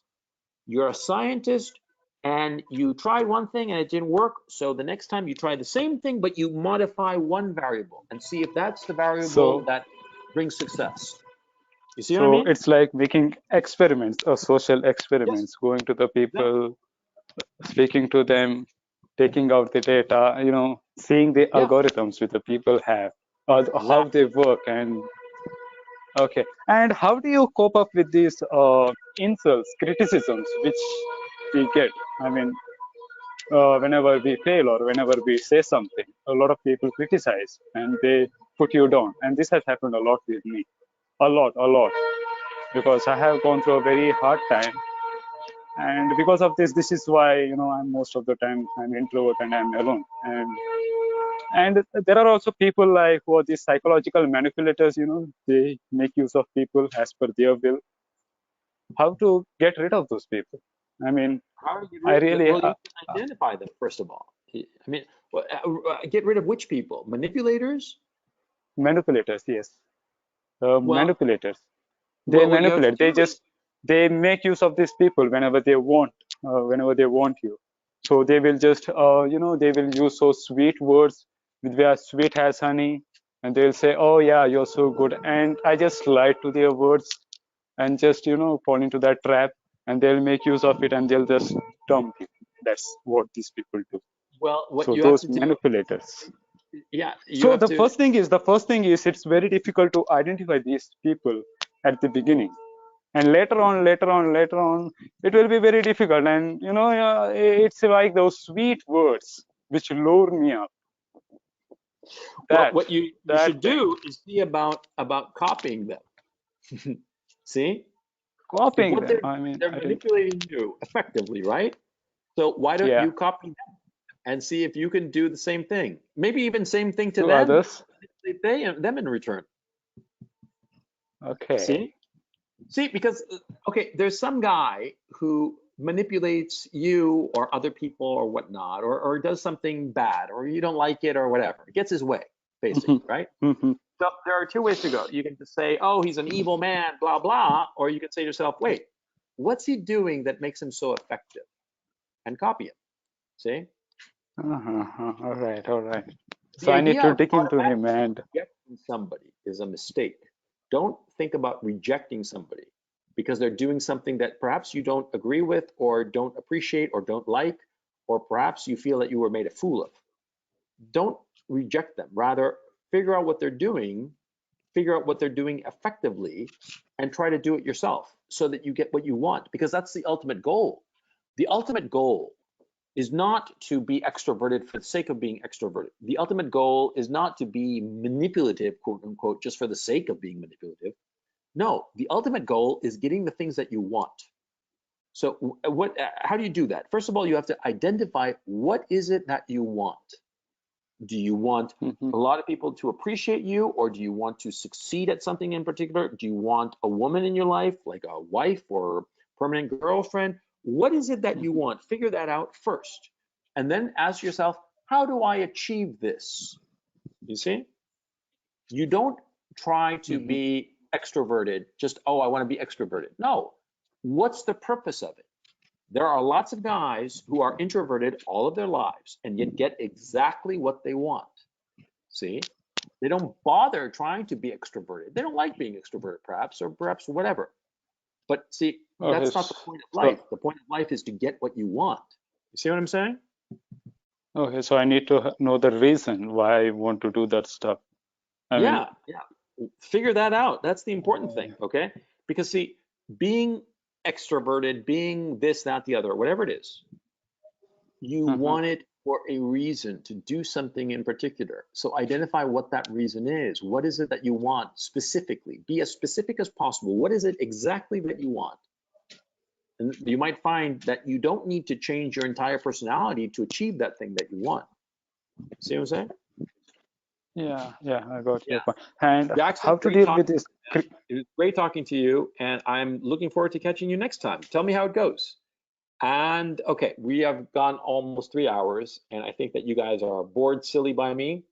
I can go on, Look, I'll hit you all, put your hands down, and is there anybody who has one final question? One final question. And James Sproles, yeah, I hit you before, man, but you didn't have your mic plugged in. Now you do? James, you there? James. Oh man, James, you there? Hello. No, James. Oh man, that's a shame, James. I'll catch you next week. Let me see. Kian, I've talked to you before, man. I'll hit you next time. Okay, Mr. Blue, because I saw that you went away and then you came back, Mr. Blue. So, Mr. Blue, what's up? You there? Hey, Coach. How are you? Can you hear me? Pretty good, pretty good. Yeah, I saw you. You had your hand up, and then you went away. I felt abandoned. I felt betrayed. You don't love me anymore. Oh, boo-hoo. Oh gosh, no, I went away because I wanted to give everybody else an opportunity. So just really quick, the question I had is, so the Fed, they bought these high yield junk bonds to prevent a domino Wait. of. No, they bought investment grade. They haven't bought junk, have they? No, they haven't. No, they did. Here in the What? United States, they bought high yield bonds. Bullshit. Wait. I thought that they were just scooping up IG bonds. No, Fuck. Oh god damn, man. junk. Oh god, whose junk did they buy? Do you know? So no, I'm researching that probably this weekend because Oh god. if that's the implicit backing and a good portion, and so it's a couple of criteria.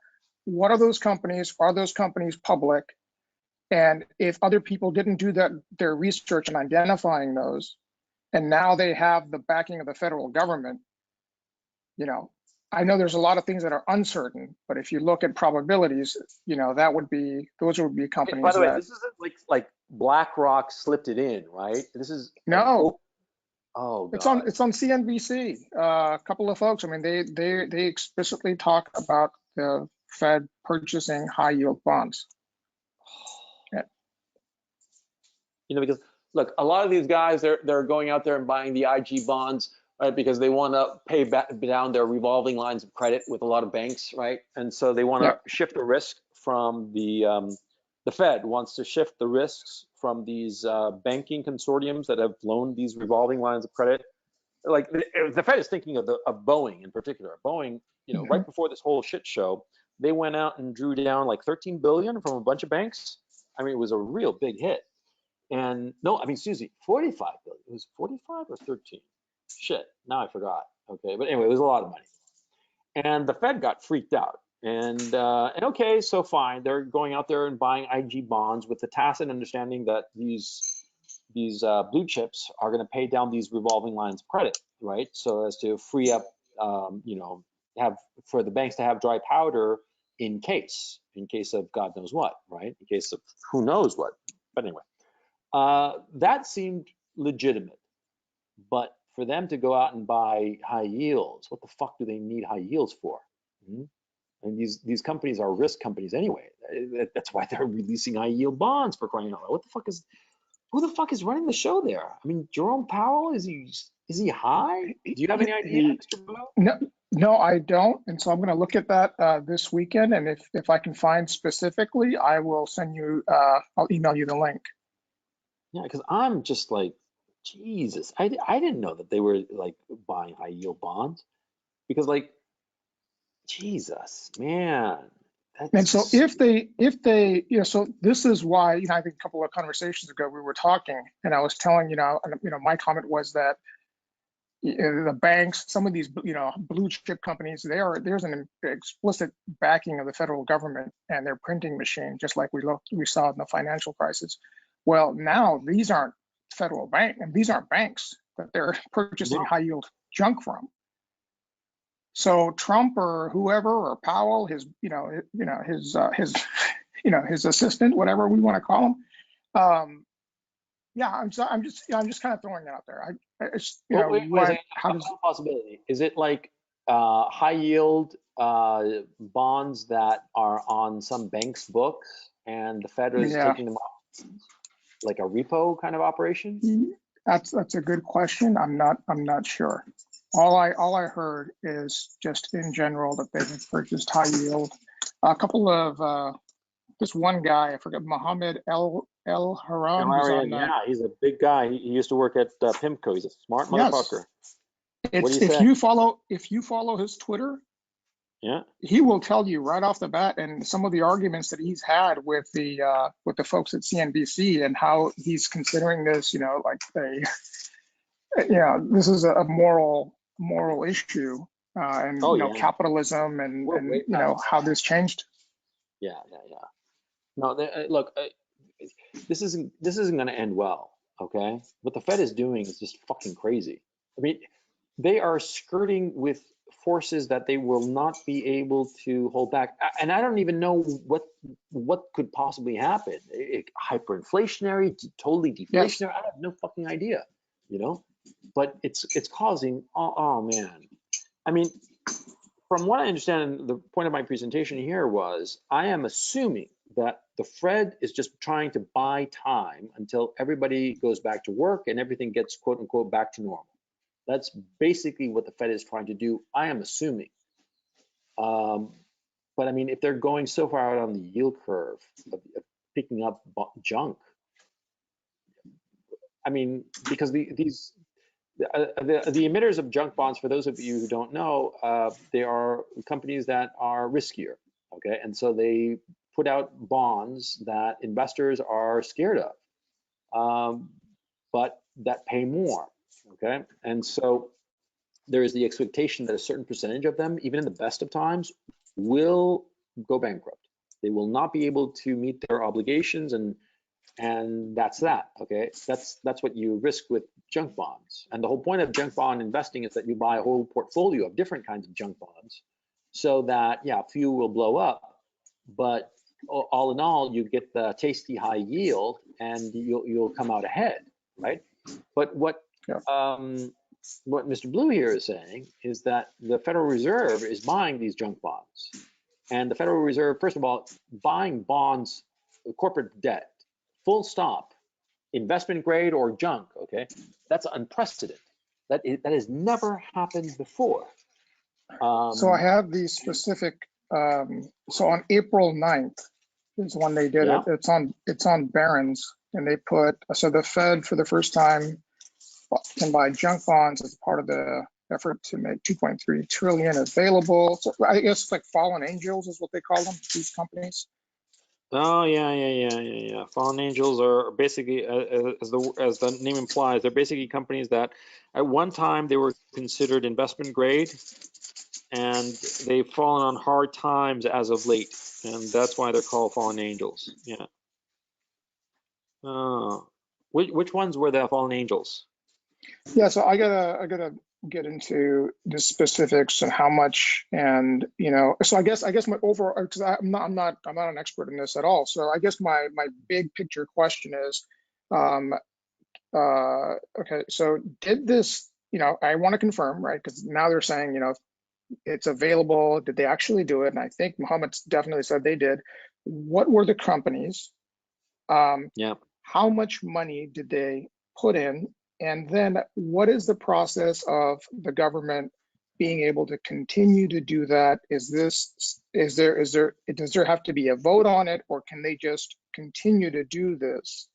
And where I'm going with the Fed is independent, so they can do whatever the fuck they want. Okay, the Fed is completely independent. They don't have to worry about the Republicans, Democrats. Technically has to answer to the House Banking Committee and the Senate Banking Committee. It has to do a report, but it would have to be gross negligence for the House and Senate to remove the Fed chairman. And if the Fed chairman has the approval of the regional chairman, the chairman of each of the regional Federal Reserve banks, then he's untouchable. Okay, and from what I understand, Jerome Powell has them all in his pocket, so he's untouchable, unmovable, right? And yeah, they can do whatever the fuck they want. These are supposed to be responsible people. My question is, how do they unwind this shit later? Yes. Okay? Because it's one thing to, you scoop all this shit up, fine.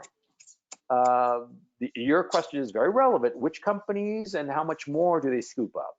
Okay, but leaving that aside, then the issue becomes when and how do they unwind this shit? And how do they price it? Yeah, Jesus. Because like one of the reasons that the Fed has been buying treasury bonds is because they're actually worried that treasury bonds will be considered junk, and so they artificially overpay for treasuries to maintain the market. But Jesus, man, we're way past Kansas, Toto. We're far from Kansas. Look, what you're telling me is freaking me out. I want to go and read up on it because I missed that. I just missed it. That I knew that they were buying investment grade bonds, but junk, and way back on April 9th, no fucking idea. I was shocked when I heard that they were buying investment grade bonds. Jesus Christ. And what you said previously is that the stock market can tank and it doesn't, Boeing stock can tank, but the company will still, be around as long as the bonds, don't go kaput. Yeah. But now if we, so anyway, so just wanted to throw that out there. I'll do some research, and if it'd be interesting to hear what you think next week. We'll talk about it next week. Well, yeah, we'll definitely talk about it next week, because Jesus Christ, man, these fuckers, they should just let this shit die. Oh, but of course they can't, because they think that in their arrogance that they can keep it alive forever. Yeah. So that's the lesson, boys and girls. Hey, Mr. Blue, great talking to you as always. Take it easy. Talk to you next week. Awesome. Okay. Thanks for taking my question. Bye. Yeah, and so we're going to wind it down because we're at the 3-hour mark, and yeah, but arrogance is what kills. Okay, always remember that, boys and girls. Anyway, as always, it's great talking to you all. This has been the weekly webinar number 5: COVID deaths, negative oil, China, and miscellaneous. I hope you guys enjoyed it. The recording, I expect to have it posted Monday morning, and so I will see you next time. Take it easy, guys.